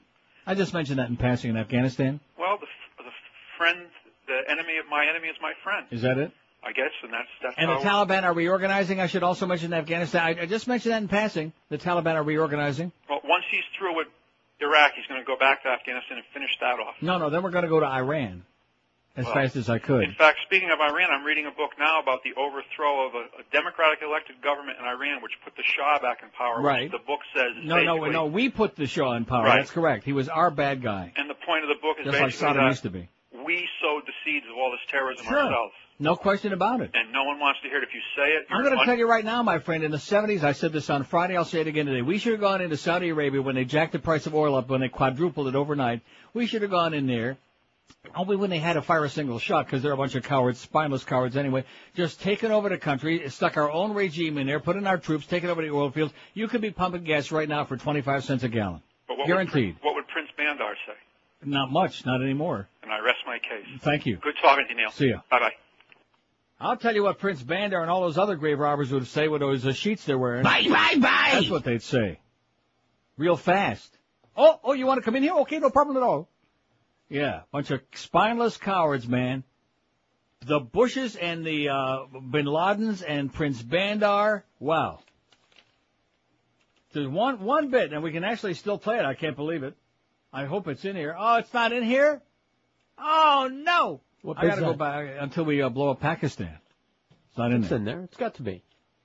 I'll bet you Greg's life on it right now. It's not in here. No. What's it called? Huh? Until we blow up Pakistan. That's the name of the bit. It's in my DCS up there because I put it in there. Unlike this crap we got down here, which everything I look for, is it here? No. Is it there? No. Is it anywhere? No. No. It's an ACN. It's old. Do we have the... I'll find it. I'll find it during the break. I'll show you. Right. I'll show you what for. But anyway, of all the things that I play, that's the one. That's the truth. We went to war. If we were going to go to war against anybody, which we should have been using all that billions of dollars to fight for homeland security and to go get the real terrorists, as opposed to creating all this terrorist activity in a country where it wasn't going on in the first place. But we should have gone Saudi Arabia and Pakistan. Those were the two. Even a child knows that. Am I right? Absolutely. Absolutely. And third on the list would be Iran, and fourth, North Korea. Iraq ain't even in the top 5. They aren't even bubbling under. That's what Dick Clark says, and he knows his American Bandstand, baby. He knows his hits. 27 past, I saw Tommy this morning, he knows his hits. 27 past noon at 560 WQM. Hey, it's the last mortgage you'll ever need. It's the only one, Mortgage from Financial Group. The benefits are incredible. Incredible. That's what I just said. You pay 0 closing costs, 0 application fee, 0 credit bureau fee, and 0 discounted points. Get yourself that new low interest rate of just 1.25%. If you have a $100,000 loan, your payments are a mere $334 a month. If you have a $200,000 loan, you pay only $668 a month. And don't forget, once you refinance or get a new home mortgage from Financial Group, you will never, ever pay those nasty, irritating closing costs again. So call them today. There's no obligation. They'll explain to you how it works. Call 1-866-395-LEND. Get that low-rate mortgage you deserve, then move to your next property with no further cost or expense. You pay 0 underwriting fee, 0 doc fee, 0 closing cost, even when you move to another property. Get the new low financing rate of just 1.25% with the only one, Mortgage from Financial Group, and never, ever pay closing cost again. Call them today, 1-866-395-LEND. That's 1-866-395-LEND. They're an equal housing lender. Restrictions apply. Rates subject to change monthly. 4.21 APR. We're Sports Radio 560 QAM. Return to Scotland. Return to Scotland. A bunch of people in Europe looked at my family tree. Turns out the Presleys all come from same place as Sean Connery. And now I'm gonna return to Scotland like my granddad. I'll play the bagpipes, I'll wear plaid, I might go golfing, eat some haggis. I'll look for a monster who lives away up in Loch Ness. So now I'm moving to the Highlands. I'll get Graceland rebuilt. Can you wear my gold jumpsuit? I'll look funny in a kilt. Oh! Now I'm gonna return to Scotland That's where I'm from. So was Lisa Marie, but not Michael Jackson. Here I go. A return to Scotland. I'll go by boat out by the sea. Here's what I'll do. I'll wear a kiltie with nothing underneath. Oh, where's the sheep? Oh my God. Return to Scotland. Here, girl. 12:34, 26 to 1. We got the Mad Dog at 2. The Humper from Shula Steak 2 and Miami Lakes at 4. Nice going, Hank. That was. He knows to stay the hell out of this place. Oh, and not bad enough. We had 23 American kids die over the weekend in the last 3 days. But now the Army says 7 employees of U.S. firm are missing in Iraq. Oi! 7 employees of the American construction and engineering company Kellogg, Brown & Root, which is Halliburton, of course, are unaccounted for in Iraq, the top U.S. general said today. We have 7 KBR employees unaccounted for, said Ricardo Sanchez. Is his show still on? Ricardo Sanchez? Right. He also said 2 U.S. troops were unaccounted for, had no further details about the troops or the missing employees. So there are people now just kind of like vanishing. It's worth it. Yeah. Did you see, during all of your grief last week, did you see that tape of the Japanese... protest? No, the hostages that they had in the no, street. No. With the knives held to their throats. No. It was not good, not fun stuff. Missed a lot of good stuff, apparently. Wow. 56705. I just mentioned these things in passing because I realized we got bigger, more important things to worry about. Like, what's his name? Phil Mickelson won the Masters. He put the green jacket on, and everyone went, "Oh right. Yeah, I saw it on my HDTV set. I even got to see close up on them balls." Can we say that? It's so sad, pathetic. I'm listening. Yeah, you too, Mo. Tragic. You and all your blue nose hole friends. 5670560, pound 560 on the AT&T and Verizon wireless line. Let's get these phones hopping, baby. Let's take 45,000 calls between now and 2 o'clock. Absolutely. What do you say? Although, quite frankly, I'd rather read this next. I don't have a whole bunch of stuff here, but I got a couple of things that are I have to do. In fact, 3 of them. Must read. Doug Thompson, the day freedom of speech died in America. Perfect. He says the moralistic, tight-assed cretins who now run the federal government won another one Thursday. Isn't that great?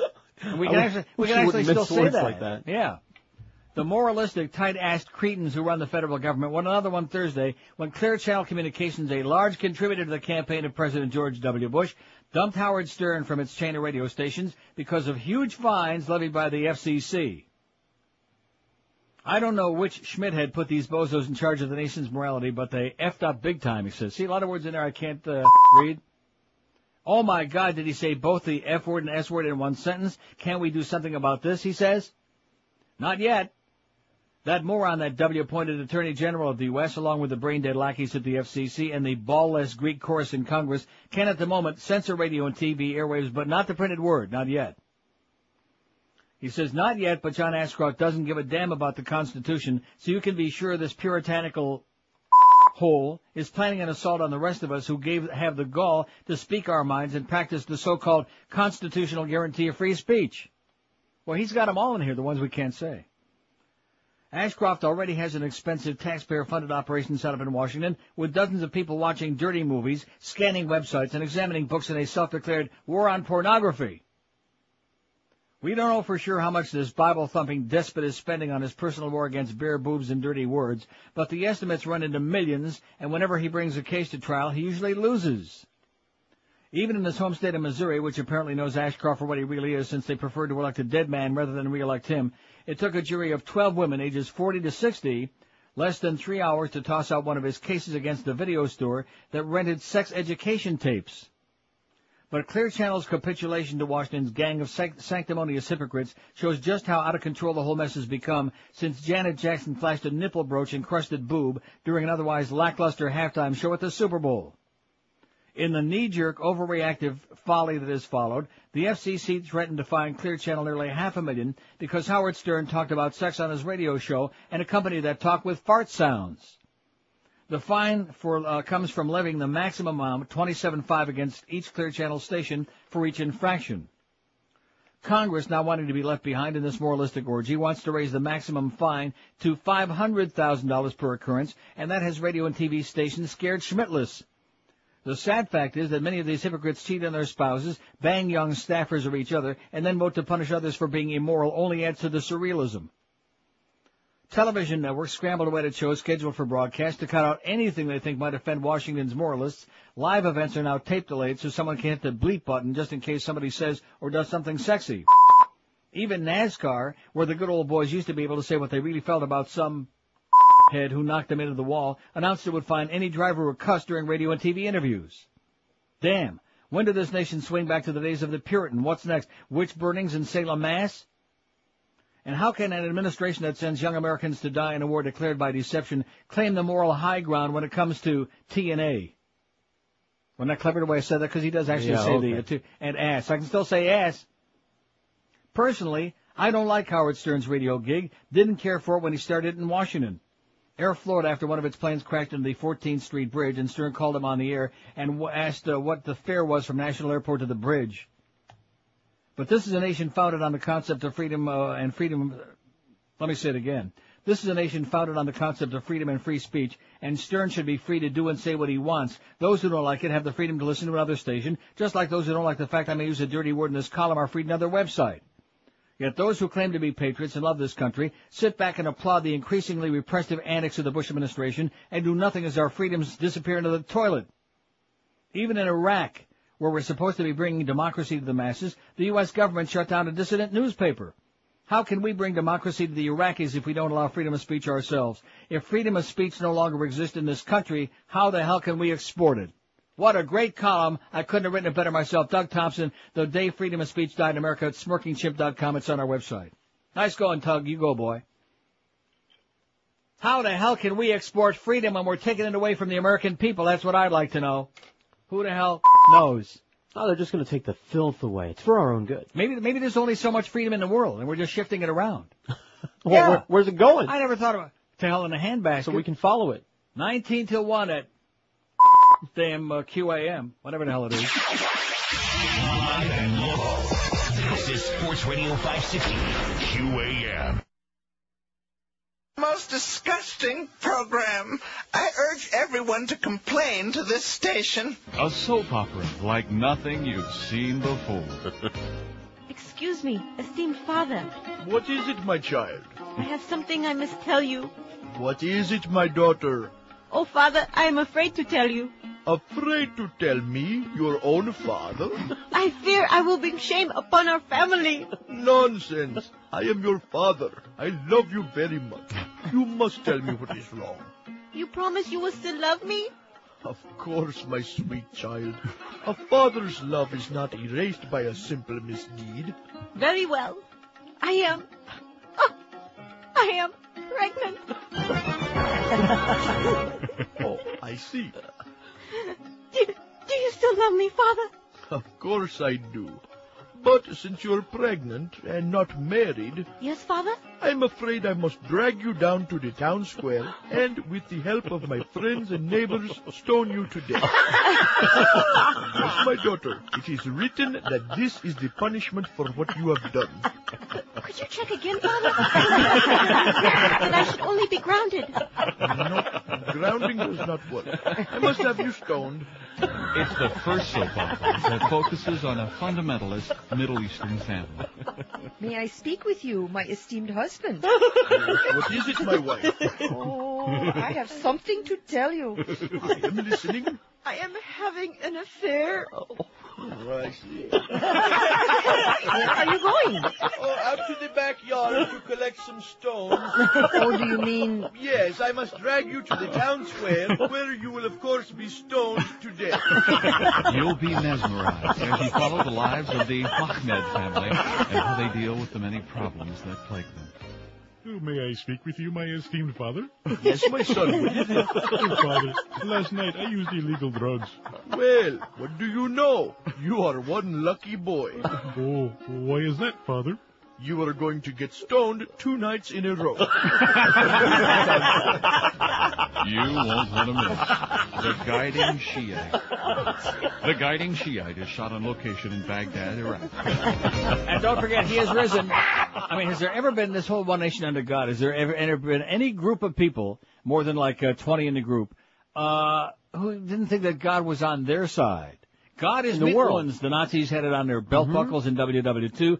Every country, every group of people, every tribe, God is our God. And, of course, that's because their ancestors invented him in the first place, so they thought. And we'll prove it by going to war with you, and God will help us win. Watch. That's right. Our new no-can-do nation, writes Maureen Dowd in the New York Times. Young Americans are bravely fighting and dying in Iraq, trying to fulfill the audacious vision of George W. Bush and Dick Cheney to remold Iraq in the image of America. But while we try to turn them into us, who have we become? The president presents himself as an avatar of American values, plain-spoken cowboy and tough flyboy. But Condi Rice's testimony on Thursday raises the depressing possibility that we've lost the essence of our frontier's spirit, the ingenious individualist who gets around the system and faces down the drones. From Abigail Adams to Tom Sawyer to Bugs Bunny to Jimmy Stewart's Jefferson Smith to Indiana Jones, the best American character is plucky, nimble, clever, inventive. So it's disturbing to see our government reacting to crises with a jaded shrug and lumbering gait, especially since we're up against such a creative, chameleon-like enemy.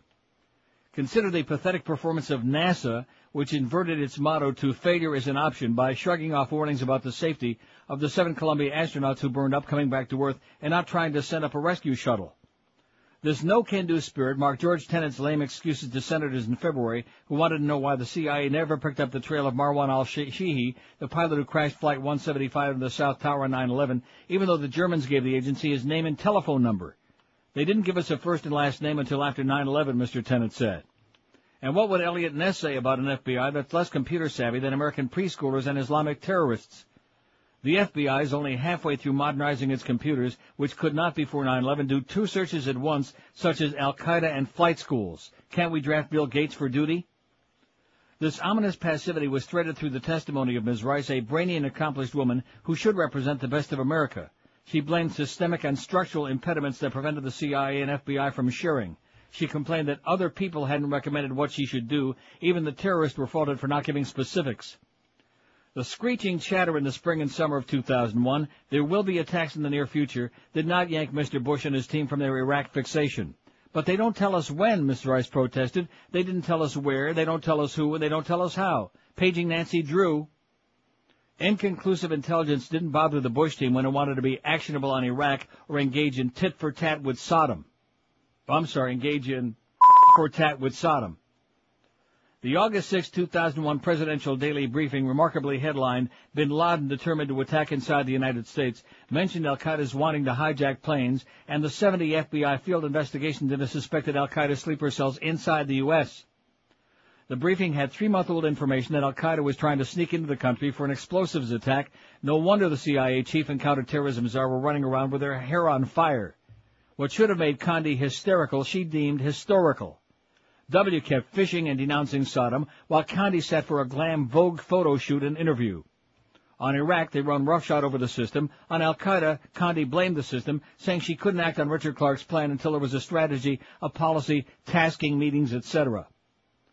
The FBI officials have ignored Colleen Rowley as she tried to break through the obtuse leadership of Louis Freeh's FBI to get evidence on Zacharias Moussaoui, and Kenneth Williams, the Phoenix agent who outlined the al-Qaeda plot to train Arab terrorists in our flight schools, have not been held accountable.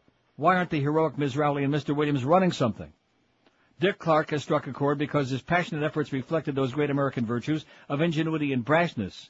Even if he was a bit of a cowboy loading up his .357 sidearm to return to the West Wing on the night of 9/11, at least he wasn't dozing through high noon.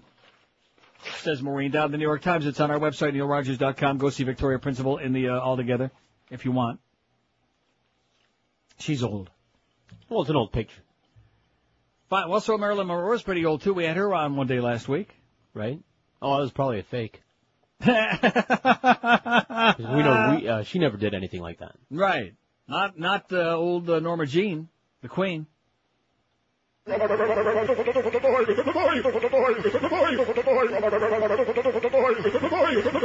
of these do you care about the least is our poll question today. Golf 162. Golf. Take a good look at HDTV. Religion 119, Howard Stern 92. Boy, this, I don't know. Why is it every time I come back the first bizarre. day, it's strange in here. Howard Stern 92, Hockey 86, the Marlins 38, the stock market. About 30, man. Politics 6 and Sex 3, who just, they forgot about it, you know? Who cares? 5670560. Are we getting a flood of call here or what? No. Is it still gray and nasty and dark and raining and, oh man. It's grayish, but not like it was. Because, Neil, you got to come back to South Florida for the great weather. Right. It's been great. Until I got today, here. yeah. Ken picks me up at the airport on Saturday. We get just about the stadium, and I look up in the sky because I realize what happened to the sun. And it's right over the stadium. It's dark and dank and cloudy. I thought, oh, here we go again. And somehow that kind of like passed. Pass over.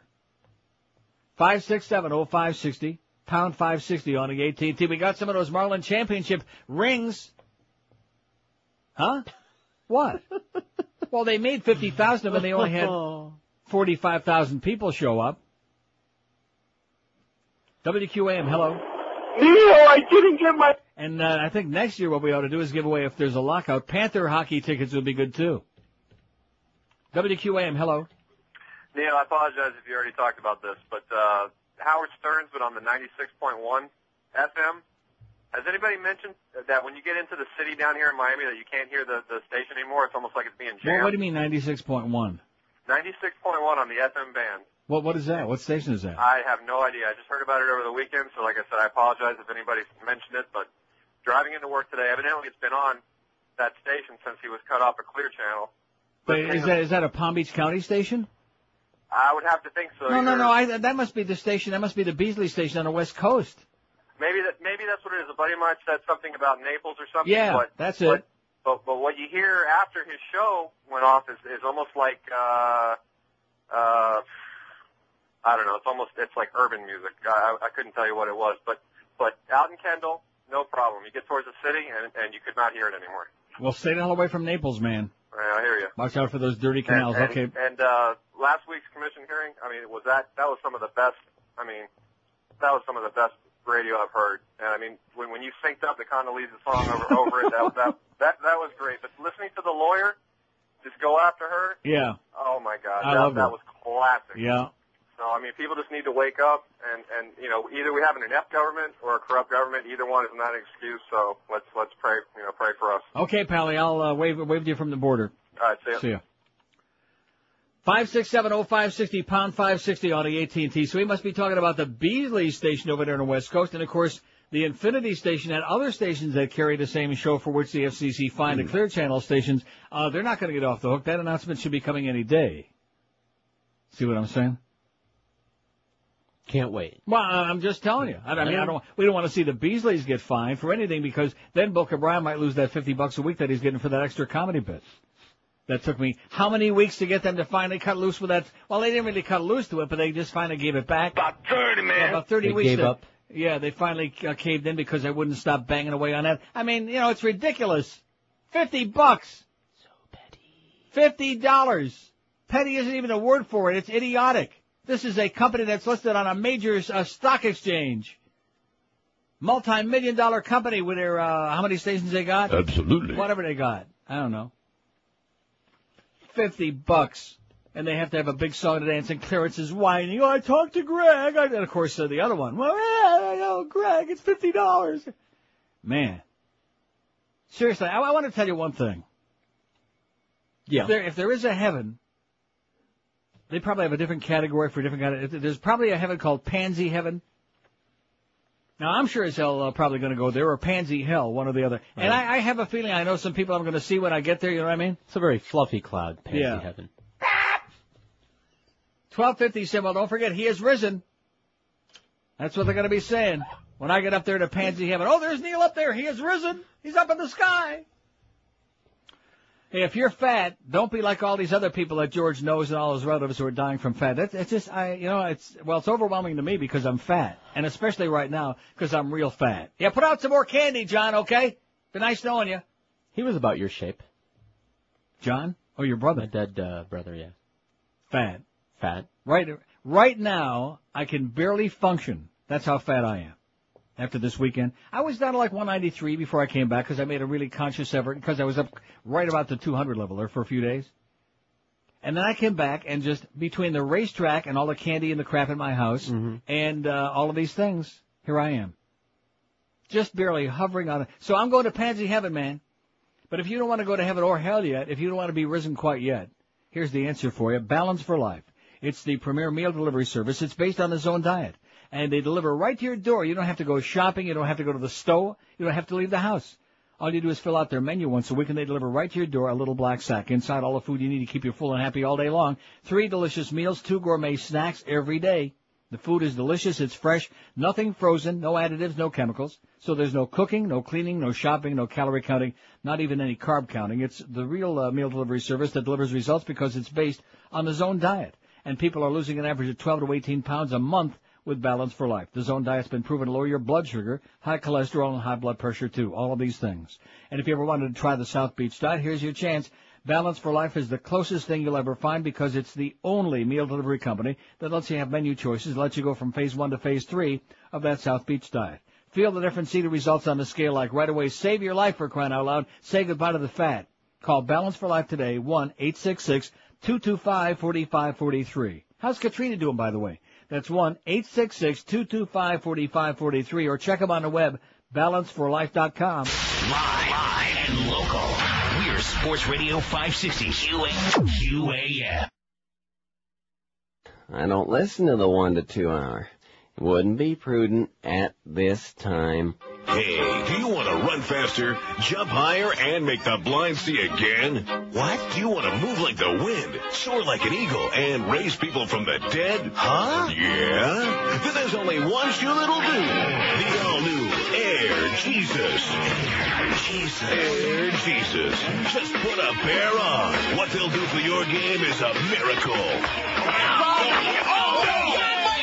Oh, wow, dude, the bone is sticking out. Wait, aren't those Air Jesus shoes? Yeah, why? Why? Just push the button, man, see? Wow! Eddie, fine now. Look at that. Come on, give me the ball. Air Jesus. The secret of Air Jesus lies in the sole. The patented cushion chamber is filled with Avion, carefully laid into the seam so every part of your foot is always walking on water. Sorry, not responsible for any water chamber that turns to wine. And coming soon, look for the all-new Air Jesus Cross Trainers. Air Jesus. Air Jesus. They'll make you feel like you're born again. It's 103 at 560. By request, thanks for the facts. And a couple of things you missed last week being out while you were busy burying your brother. Bored. What? It's a clearance thing. If you don't like that one, there's bored. Bored. Bored. Bored. Bored. Bored. Bored. Bored. Sports. Bored. Bored. Bored. stuff like that. Oh, and I don't think you heard some of these other ones either. Well, we'll get to them. We'll get to all of them. Oh, and then there's, since somebody wanted us to check out that Pharrell thing, which I can't be bothered wasting my time, there's this. That's kind of cute. Just a little piece of memorabilia. 5670560, pound 560 on the AT&T and Verizon wireless line. I dare one of you barbarians who was there fighting over the free programs at Pompano Park on Saturday, I dare you to call in on his show, okay? You miserable bastards, you lunatics, you animals. Even a bunch of wild school kids crazed, hopped up on oxys would never have acted like that. You can't in your wildest dreams. The only way they could have acted more psychotic if they would have put out free deli out there on the counter and poor what's her name? She'd have had to run for her life. The parents Toby. at PlayStation 2 distribution day at Toys R Us. Nothing like not even like this. Because that was a zoo with Yeah, screaming people children beating thrown each into other the over mix. the heads, Yeah. right? People getting into fist fights. I gotta have that for my kid. Nothing like this. Right. And she kept saying, "If you're and getting more and more flustered." And she's such a nice person. I mean, gosh. Sorry, Toby. Even though I had nothing to do with it, she's a sweetheart. I mean, we got crap here, but how would you like to have to deal with that clientele? No. I always say to her, when this stuff is going on, it goes on often, not quite like this, I always say, better you than me, because at least I can hang up on them. How do they deal with it?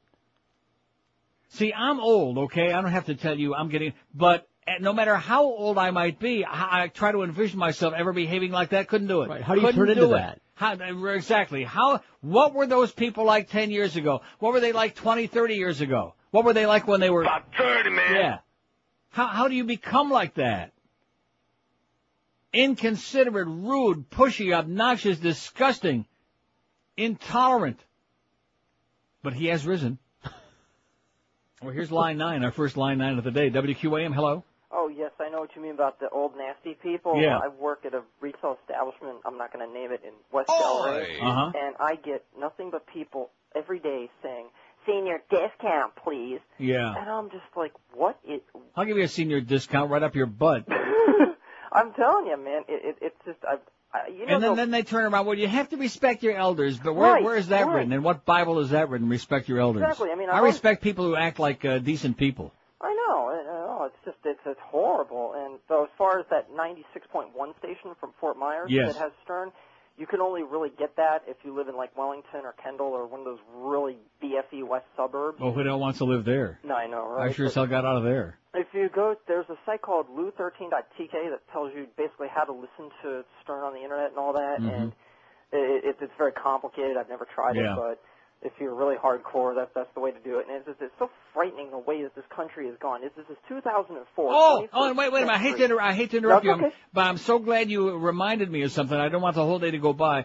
All these people that are going on about Al Franken and Air America, on Friday afternoon on CNN, I wanted to cry. They had Al Franken in some wrinkled-up old bag, some talk broad, who the hell knows who she is, to discuss the Howard Stern fine and what's going on. Al Franken, all he wants to talk about is Bill O'Reilly. You know, if you say, hey, Al, what time is it? Bill O'Reilly says it's, I mean, this guy is so weak and so wooden, man. He makes Al Gore look like a Mexican jumping bean in heat. That's how boring Al Franken is. And the performance that these two bozos put on there, they had no idea what they were talking about. And Franken, at least he said, well, I've only really been on radio 8 days. And I thought to myself, good choice to have him on there talking about freedom of speech and about what talk radio is all about. I still never understood why they didn't pick up somebody like you for that, because I could understand why they pick up Brandy, because she's been in radio for years and years and years, but it just makes them, you know, Al Franken's great and all, but whatever. He's great as a writer. He's not a broadcaster. You know, Bob Woodward, I keep saying this over and over again. Bob Woodward's a great journalist, but as a broadcaster, he's like Don Imus in drag. Ooh, there's a scary thought. Ooh, I don't know what to say, man. Have a great day, Pally. Take care. See you. Bye. 5670560, Al Franken. Oh, brother. If you'd have seen that thing on Friday afternoon, you would weep. Glad I didn't. Oh, man. I wish I wouldn't. WQAM, hello. QAM. Hey, Neil. Yes, sir. Get off that speakerphone, please. Okay. There you go. Can you hear me? I hear you. Hey, I live on Sunset in South Miami. Yes, sir. And I can pick up that station just fine, but in Fort Myers. But anyway, I used to be neighbors with Glenn Hill. Yeah. And I was been listening to you forever. Always curious why he was banned from the show. Was it something he did, or? Why he was fired from the show? Yeah. Yeah, because he started acting like a spoiled child because he didn't like talking about the Cubs, about sports, about this and about that. And I realized that he was becoming more of an impediment than a asset to the show. And we said, bye-bye. Bye-bye, Birdie. Remember that play? Yeah. I tell you that was probably the best part, the best era of your show was Zeta. with him and Zeta, Captain sure. Dave. No question about it. Man, I tell you. On a real radio station with a real signal, with real audience, living and breathing people, as opposed to this place. But have a great day, Pally. I saw that billboard coming to work this morning, the one on the turnpike. Oh, man, the one's hidden behind the trees, you know, that you only see when you get right on top of it. One of you? Yeah. And it says, WQAM, Neil Rogers tended to listen. Okay. I thought, what? What does that say? Not as complicated as we can get with these people. Huh? But what happened to the ones with the bikini-clad They're around. I see that one. Depends on where you're at. I see. Where you're driving. Well, this one was sure pretty damn weak. I see the bikini one, and I see the one of you on the road. But I mean, if nobody has any idea who I am or what this show's all about, well, they better listen. But what would inspire them to even tune it on by seeing that thing on there? I see my ugly puss. That ain't gonna do it. Your beautiful puss. Oh God! Now back in the day, I might say something about that, but I better dummy up. We don't want to get Miss Muff upset. She'll be running up and down. Oh, Greg! And of course, Greg's on vacation. Greg's on vacation because I guess he saw the counter. I was coming back to town this week, and Greg hates you. That's right. Scared to death. And if I were him, if I was as much of a bozo as he is, see, I'm the only one who's onto him and can talk about it. Everybody else is onto him, but they're a little bit scared for their job. Hey, I'm sorry, I was checking my stocks. Did you say something? If you're in a dead-end job, if you're underpaid and overworked like George and Josh and just about everybody around here, that's Josh Cordes, of course, not that other one. Maybe you'd like to get yourself a new high-paying career, but you just don't have the cash to go to college for 4 years, and maybe you just don't have 4 years of your life to waste. Then pick up that thing right now and call 1-866-FAST-TRAIN. Get on the Fast Train. Because these people can have you trained and certified for a high-paying computer network professional career in just 4 short months' time. By the end of the summer, you can be fully trained and ready for that great new career and get a big fat paycheck in that pocket. Fast Train offers day, evening, and weekend classes to fit around your schedule no matter what it is, no matter how many drug deals you have to make. Fast Train offers job placement assistance, financial aid to people who qualify. And with 7 convenient Florida locations, there is bound to be a Fast Train close by you. So if you're sick and tired of your life being in a rut and having no cash, this might be the answer you're looking for. In just 4 short months, you can be on your way to a great new, high-paying career. Check them on the web, fasttrain.com, and then make that call that can change your life. Call 1-866-FAST-TRAIN. Live and local. This is Sports Radio 560. QAM. This station presents Real American Heroes. Real American hero. Today we salute you, Mr. Last Minute Tax Filer. Mr. Last Minute Tax Filer. You know exactly where you put the tax forms you were mailed in January. They're on top of the fridge. Oh, on the nightstand? Are they in the pile near the computer? On top of the microwave? Where the heck is that W-2? Don't worry, Mr. Last Minute Tax Filer. You'll find them right after you call to make an appointment with your accountant. Sure, he'll have an opening at 9 p.m. on April 15th. Oh, no, the line is busy. Oh, well, you'll just do your own taxes then. Get ready for interest and penalties, yeah. So next time you're rifling through the junk drawer for those receipts you're pretty sure you kept, remember, you're not alone. You're among the millions proud to go by the name of Mr. Last Minute Tax Filer, a real American hero. Mr. Last Minute Tax Filer. No Schedule C, red flag, automatic audit. Don't step on the announcer there, Mo. I'm listening. Thank you. 116 at 560 WQM. Mad Dog at 2, the Humper at 4, the Big at 7. Pretty pristine. Got no ball games today. No ball games today. The Marlins at the Expos in San Juan, Puerto Rico tomorrow, because nobody else wants them. Which of these do you care about the least? Maybe we ought to do this week every day that same poll with a different list of things. Okay. What? No, you're right. No, I just like the concept. In fact, maybe people can send in things that we're supposed to care about that we don't. Well, no, the media keeps telling us, like the girl in that pretended that she was kidnapped and then turned out she was lying. Mm-hmm. And they made a good point yesterday, which is pretty unusual, but they made a good point on CNN, and that is, it was on that awful show with Howard Kurtz, that about their supposedly examining the media. What the hell's the name of that show? It's 11:30 on a Sunday morning. Anyway, the point being, how come the media always seems to pick on one of these stories, and then while there might be 50,000 kidnapped or lost people out there, and kidnapped and lost and disappeared and whatever, they always pick out one that we're supposed to care about. Then it turns out they got burned because she made up the story. Is that what it is? Yeah. How's Chandra doing? She was ugly. But then again, she was with Gary Conduit. 5670560, pound 560 on the AT&T and Verizon wireless line. All the media BS all the time, baby. WQAM, hello. QAM? Yes. Who am I speaking to? Neil. Neil, I have a question concerning President Bush. Yes? And my question is this. When he does his campaign ads on TV, when he introduces himself, he says, I approve this message. Yes. Is that correct English? For him, yes. 5670560, pound 560 on the AT&T and Verizon wireless line. WQAM, hello. Hi, I rose. Every day last week. You better get those old files back out again so we can get Ron rounded up, keep everybody in town safe, relatively speaking. He's at it again. WQAM, hello. Hello, Neil. Yes, sir. Hey, I love the Marlins, but, I don't think that they're going to do very good down here this year. I think it's all just a front runner. I was at that Pompano Parker. I've seen that. 567-0560, pound 560 on the AT&T. All the fake voices all the time. Well, it took till, well, that's because we were off the air till 10:40 if you joined us late. Catching up. You missed a lot of good dead air off the air. And now these people are making up for lost time because they missed that first 40 minutes. WQAM, hello. Hey, Uncle Neil. How Yes, you sir. doing? Okay. Hey, I was listening to Power 96 this weekend. I'm so sorry. Greg Reed goes on there for some kind of promo, and he says, I'm Greg Reed, and I approve this message.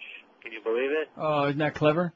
All right. Take care, Neil. Thought you needed to know. In fact, that's a good point because you ever see Greg Reed and W together? I think it could be. Yeah. Same person, same brain, same mentality, same haircut. I don't think Greg's as evil as El Presidente. Yeah. For you to be saying that is really just, and just don't forget one thing, presidents and senators don't have men killed. Or GMs. Right. But he has risen. I keep picturing this big vat of dough. No, it just, see, I realize that it makes me look like the bad guy in this because I guess they would consider, well, that's a fairly innocuous thing. Why does that bother you? It bothers me when these religionists keep trying to push and push and push. Leave all the rest of us alone. No. Now, in Canada, Christianity, number 1. Guess what number 2 is? Islam. No affiliation. Oh. 4.8 million, number 2. Thank God. Islam ain't even close. Islam, Judaism, all way, way down the road. I don't have the exact numbers, but I do know 4.8 million who are like non-believers. Second only to Christianity. Isn't that great? That must be why it's so nice. That must be why they're so tolerant, okay? Although they are doing a lot of swastika painting lately, but that's another story. They're just getting out of their system. But generally speaking, people are tolerant. They're friendly, they're pleasant, they're happy. They're not like grabbing you around the neck saying, oh, he's risen, don't you believe it? Well, you better believe it or else. See, those kind of tactics went out supposedly a long time ago. Now business has been so bad with all these scandals and the pedophiles, all this other stuff going on, all the guys stealing all the money from the church, that they have to come up with a more direct way. So they're going to make you an offer you can't refuse again, like the old days. Again. It worked so good the first time. Why not do it again? Bastards. Leave us all alone with your hocus pocus, with your gobbledygook, with your Jesus and Abraham and holy Moses and all of this other crap. Leave the thinking people alone. And stop using your house and your car and all your other accoutrements as like a traveling billboard. I kind of welcome those signs on the cars. Do you know who to avoid, who to steer clear from. Oh, man. One nation under God.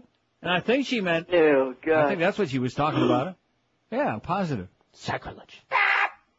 5670560. Isn't that the best? We had a few of those while Condoleezza was testifying, too. Yeah, too bad you missed that day. Yeah. We had quite a show that day. We had this in the back and a few of those. We had some other music going on. It was quite an accomplishment, if I do say so myself. 5670560, pound 560 on the AT&T and Verizon wireless line. Another similarity between W and Bush, neither one of them ever around. I mean, W and Greg. Permanent vacation. Even Stevie Tyler's got the search party out. Permanent vacation, man. WQAM, hello. Yeah, good afternoon, Neil. Good afternoon to you, sir. Yeah, Neil, that's a question. How long do you think it's going to be before the draft is reinstated? After Bush gets reelected, if he does. You think that's really what it is? I think January 22nd or 3rd, whatever the day is after the inauguration, if that should happen, heaven forbid. Yeah, I mean, because, the thing is, let's face it, if it is reinstated, a lot of the chicken hawks are going to become more chicken than hawkish. Yeah. It's really incredible because, they've got these troops over there a heck of a lot longer than they're supposed to be. Right, that's correct, because they lied to them. Yeah, exactly. Because the funny thing, I have a friend who has a son over there, and she's really, really, I mean, she's more up in arms than her son is, I think, right now. See, when these kids signed up for the military, they weren't told that they were signing up to be used as human slaughter. That's not what they were told, to be used as like sitting ducks. And the funny thing is, you would think like one of the mainstream media networks would even begin to discuss the draft. No. It's so, this guy's getting such a pass. It's incredible. Yes, it is. Anyway, listen, Neil, you have a great day. And you too. And that's why it's so convenient for them to even clamp down more on Cheap Channel. You see, no matter how much money you donate to us, we're going to keep tightening the screws. And their good friends at Fox, they don't have to worry about them. And Rupert Murdoch with his DirecTV that he's bought out, pretty soon they're going to be like one or two sources of all the news, which is why they closed down that Shiite newspaper in Iraq. We were going to give you freedom of the speech, but only if we approve of it. And you'll notice how well that went over, too, by the way. Freedom to agree with us. Yes. We just can't understand why they hate us so much. They're not bringing us the flowers and candy that Rumsfeld promised us. We're there for their own good. That's right. They're just too stupid to realize it.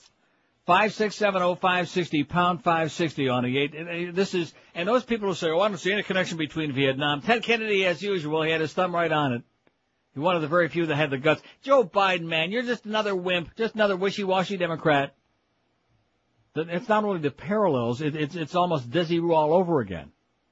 Get you into a quagmire where you had no business being there, based on lies, the Gulf of Tonkin resolution, weapons of mass destruction that don't exist, and then Bush is making a joke out of it. He's looking under the table, he's looking at, no weapons over here. It's a joke out of it. You talk about an insult to the parents of the kids who are dying over there every day and whose lives are on the line every day. I don't see him over there. I don't see his damn drunken daughters over there.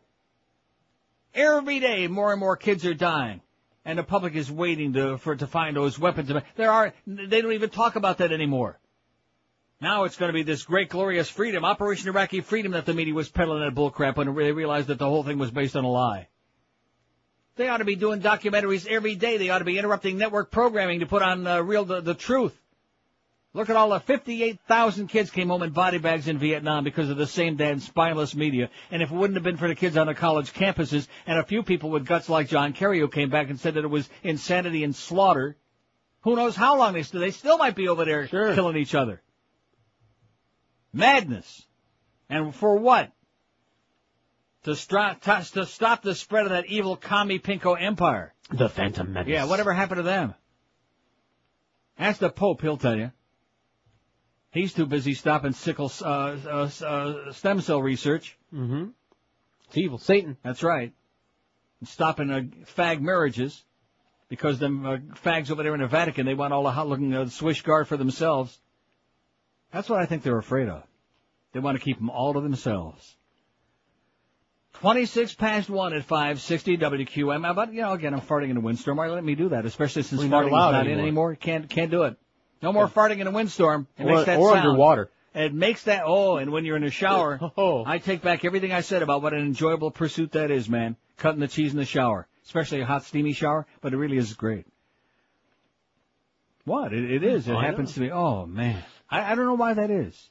I just don't understand. Humidity. I don't know. Now, if you would have walked into the gym, where all the fags hang out in the gym, if you'd have walked into there, and somebody else would have just cut some bad cheese, oh, my God, you'd be swooning. See, I'll never be able to figure that out as long as I live, but when it's your own. Oh, better get away from that. That's excretory activity you're talking about. Okay, sorry. I didn't say it.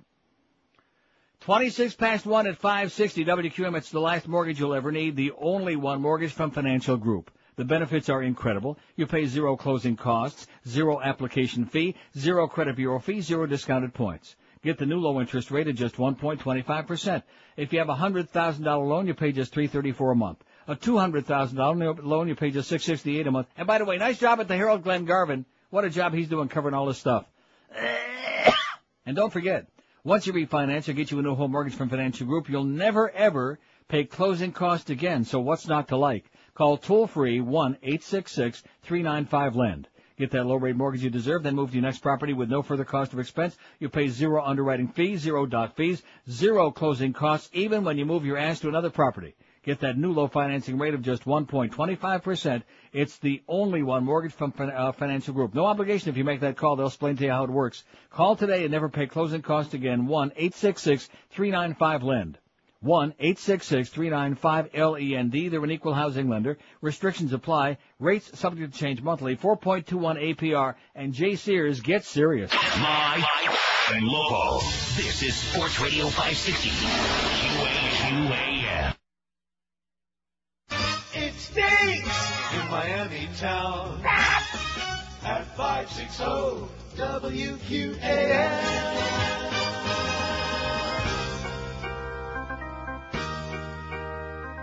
She don't wanna testify, not under oath or public testify. She's so much better than you and me. Devil's rhythm ain't her cup of tea. I'm missing out, don't bother me. Got all important things on my mind, like the Chevron and Unocal pipeline. Now she don't wanna testify about our national security. She don't wanna testify. She's above the law that governs you and me. Don't trust her. She's vicious and or something. Don't trust her. She's lying through her split teeth. Yeah, the vision is the way to go. If you don't want to be under oath, she's a very important. I've never loved Mitchell that don't want to end up like John Mitchell. That's why she don't want to testify under oath like she ought to be. Greg hates you. She don't want to testify about her disregarding laxity. She don't want to testify. She only answers to the oil company. She don't want to testify. She knows the truth won't set her free. Oh! 133 at 560, WQM, 27 minutes away from the big dog. Jim Mandich at 2, the Humper at 4 at the Shula Steak 2. Now, how's Hank doing with his weight? He lose an ounce or two or not? Not. Well, he's bulking up for the famine, you know. 5670560, pound 560 on the AT&T and Verizon wireless line. WQAM, hello. Good afternoon, Mr. Neal. Good afternoon, Mr. Caller. How you doing? All right, I just had 3 quick things I wanted to ask you. Numero uno?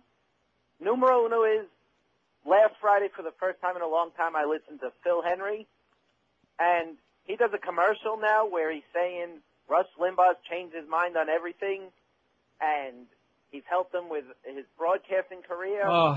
He never used to talk like that. He never used to say stuff like that. No, he's sold his soul to the devil. He's become a right-wing lackey, that's all. And then, Tragic. on WIOD, when they say WIOD at the commercials, when they say the O, they say the O that you do. Oh, I heard about that. They stole our... I heard that. That's WIOD. Oh, I hate that station. Yeah. Well, see, it was still laying around in their computers there, so I guess they decided they were going to go in there and start using some of that crap. Oh! It won't help. They're still as boring as dog stuff. Anyway. I got you. And number 3, that one I forgot what I was going to say, so that's all I have. Have a nice day. Thank you so much. Yeah, WIOD. Like, that's going to really spice it up? That's going to make your station interesting? I don't think so, you cheap channel clowns. It's going to make them think you're still on there. Oh, is that it? I don't think so, because just like I said only moments ago, even that guy from Don and Mike. WIOD. Oh, I hate that station. Which one was it, Don? Geronimo. Geronimo. How can you forget? Woo! Man, were they good or what? Don and Mike, blow. Yeah, even Mr. Retardo there knew that. 5670560, pound 560 on the AT&T and Verizon wireless line. We want to get to about 50,000 calls between now and 2 o'clock, even though we're up against Al Franken. Seriously, his performance on Friday on CNN, it left me wanting to weep for hours. He's just a dunderhead. He's not spontaneous. I mean, a lot of people can write very well, very funny, very satirical, but geez. And keep in mind, speaking of script, when he went the first day on that air, he wrote everything out longhand. He might even still be doing that. Oh, God. Good evening, everybody. My name is Mike Spindell. We're going to be doing trivia tonight and reading it off a page, and that's the highly talented Al O'Franken. WQAM, hello.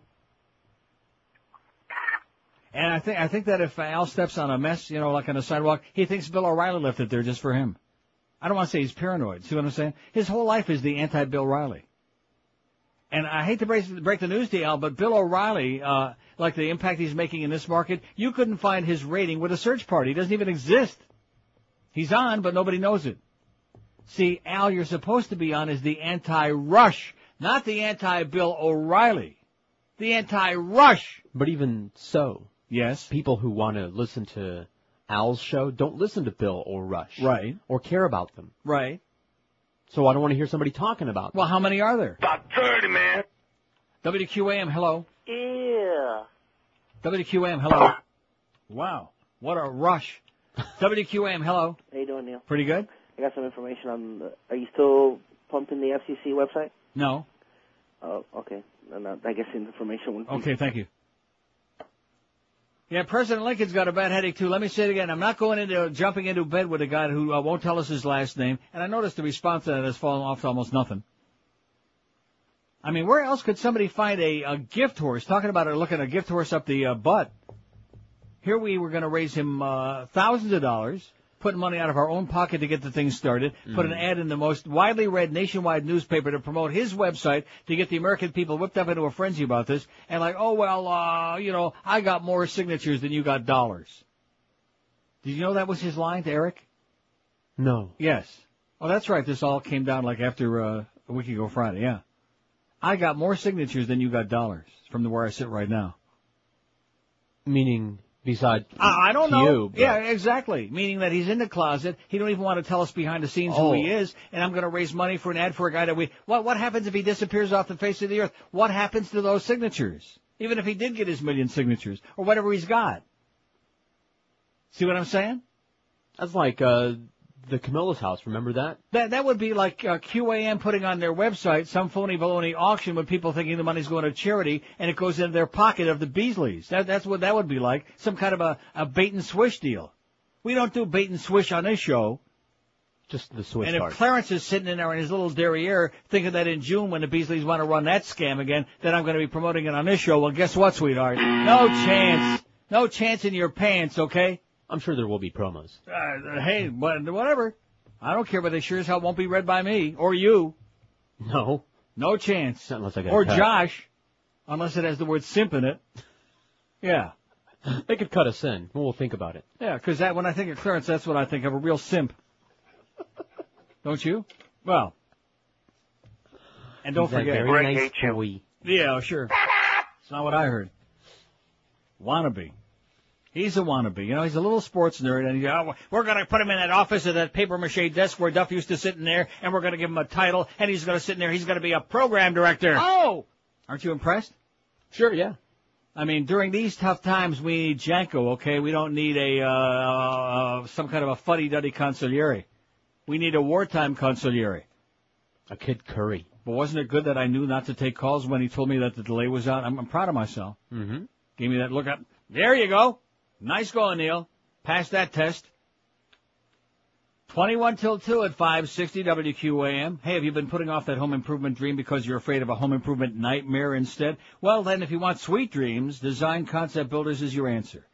Design Concept Builders has been one of the top home remodelers in South Florida since 1983 for the following reasons. Their 100% customer satisfaction with their no excuses policy. They refuse to have any unhappy customer. They offer quality work, fair price, and Design Concept Builders' exclusive 5-year labor warranty. So why take the risk of a nightmare on that new addition to your home, kitchen, bathroom, windows, any other project? Call Design Concept Builders, 954-718-6766, or on the Internet, it's designconceptbuilders.com. That's Design Concept Builders. The number is 954-718-6766. Financing available with no payments for 6 months with approved credit. You can also get a 10% discount on all your remodeling through the end of April, only with Design Concept Builders. Call them at 954-718-6766 or check them on the web at designconceptbuilders.com. Live and local. This is 560. The radio's all yours now. QAM.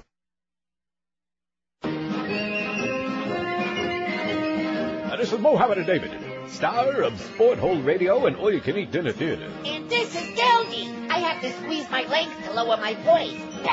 We're here to tell you about the WQAM online auction. Yeah. Why, it's just like eBay. Only it's manly sports stuff. Like Jim Mandage's old cleats, size 19. Yeah, partially eroded urinal cake used by your favorite on-air stars. A pair of Luann's runny nylons. An unclaimed jewelry piercing found on the men's room floor. Lunch in prestigious Fort Myers with a giggly bimbo named Joy. Discarded human bones left here by Pharrell. And Geldy's manhood. Wait a minute, I want that. Did I mention my personal ICD of Godsmack? You never heard of Godsmack, eh? Yeah, now you know. You want to hear some more? More Godsmack. The 560 online auction. All proceeds will go directly to the Bend and Stretch, Reach for the Sky, Stand on Tippy Toes, Way Up High Foundation. It's 1:45 at 560 WQM. Now, Charles in Deerfield Beach, who generally is a pretty good faxer, he says, in defense of Howard Stern, and I'm not a Stern fan, CNN reported the other day that Clear Channel not only contributed to George Bush's re-election campaign, but that their contribution was 24 times the amount contributed by any other communication company in the country. We already gave the numbers. It was like $800,000. In light of this, Stern's allegations that he was canned because of his anti-Bush comments couldn't possibly have any merit now, could they? They might, or they might not. That's not the point. See, the issue, again, unfortunately, because of his massive ego, the issue isn't Howard Stern. The two guys in Atlanta just got canned. Bubba the Love Sponge in Tampa, he got canned. Not to mention the chilling effect it has on radio shows all over the country, including this one, although we'll fake our way through. I'm chilling. Yeah.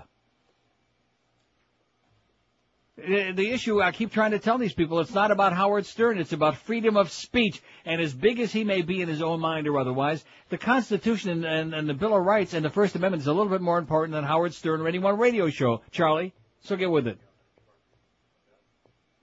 Here's the poll question today. Which of these do you care about the least? 714 votes. Golf, 204, to which I say, all right. Good choice. Religion, right on golf's ass. 167. Hockey 122, Howard Stern 122, the Marlins only 48. See, they love the Marlins. We win a lot and give us a bunch of free stuff. Anybody want those free rings? What we got? How many we got around? About 30, man. Miguel left some in here. Stock market 38, politics 8, and sex only 5. Well, we got some old codgers. They were probably waiting for their free program at Pompano Park Saturday night. If I live to be 1,000, which I never would, but if I live another 100,000 years, I could never possibly see such a display, such a grotesque display of lunacy by a bunch of people old enough to know better. You know that expression about they're old enough to know better? Use it on the children all the time. Well, I mean, how old do you have to be to know better? I would say about 30, man. Yeah, at the tops. Once you get to be 70, 80, 110, you should already be long since old enough. Maybe they're old enough to forget. That must be it. Maybe that is. Yeah. They knew better, but they forgot, like Reagan. Give me a break, okay? The next time I see a display like that, I'm calling the riot police, okay? I'm calling the Yenta police. I'm going to bring the Yenta police right out there to the track and put on a scene the likes of which you ain't never seen.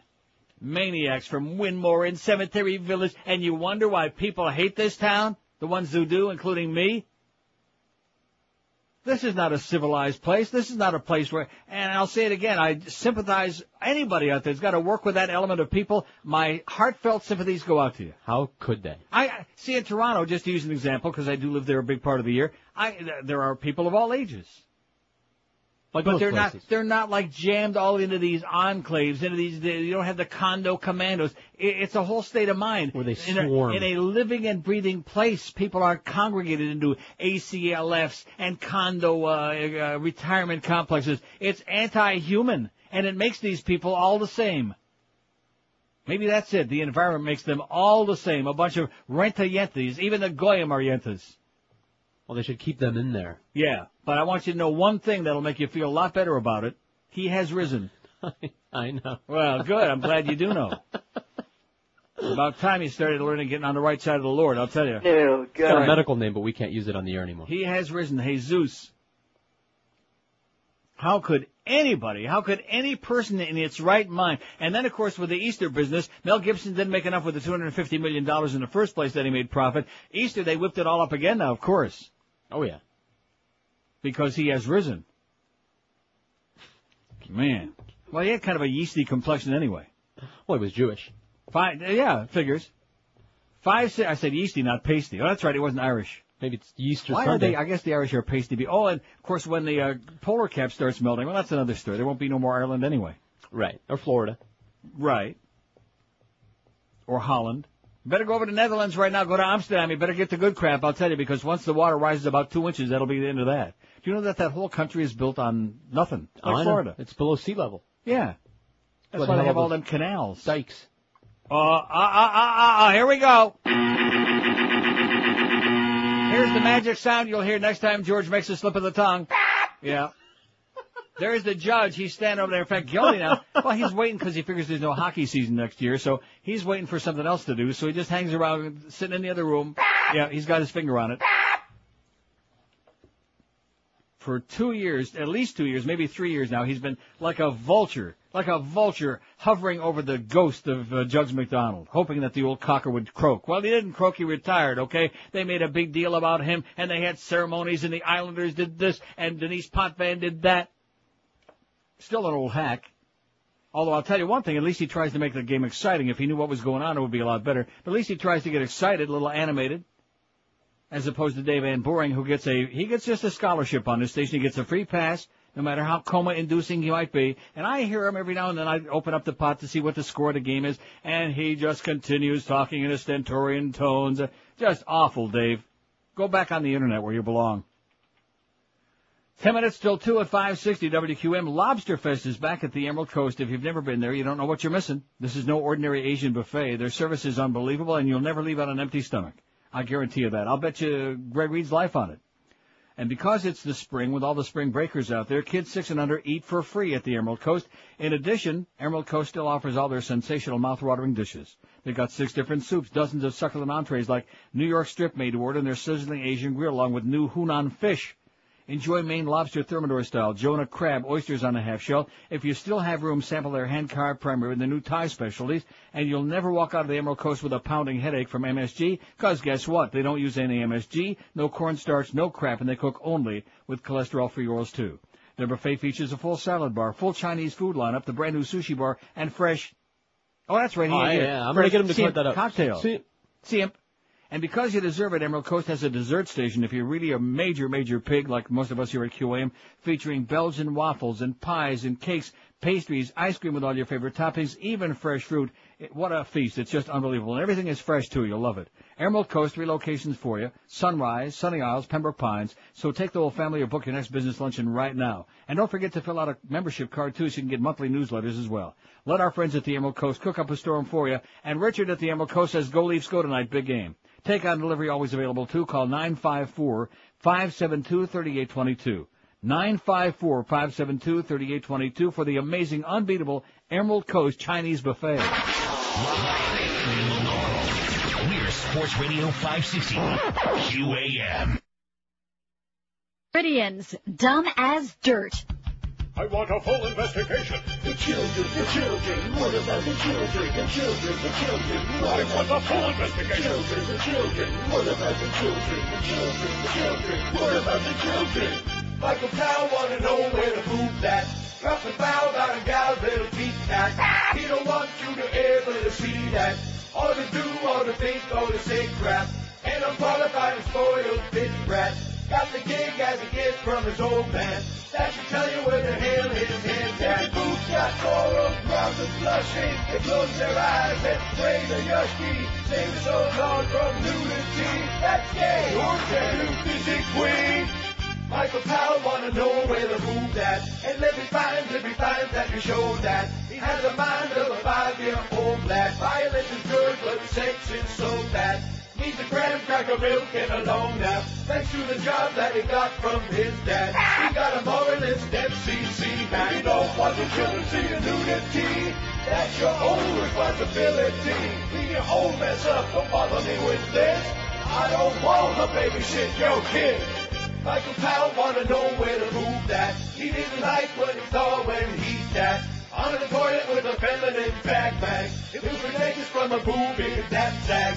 I'm just sissy that likes to grandstand. Michael Powell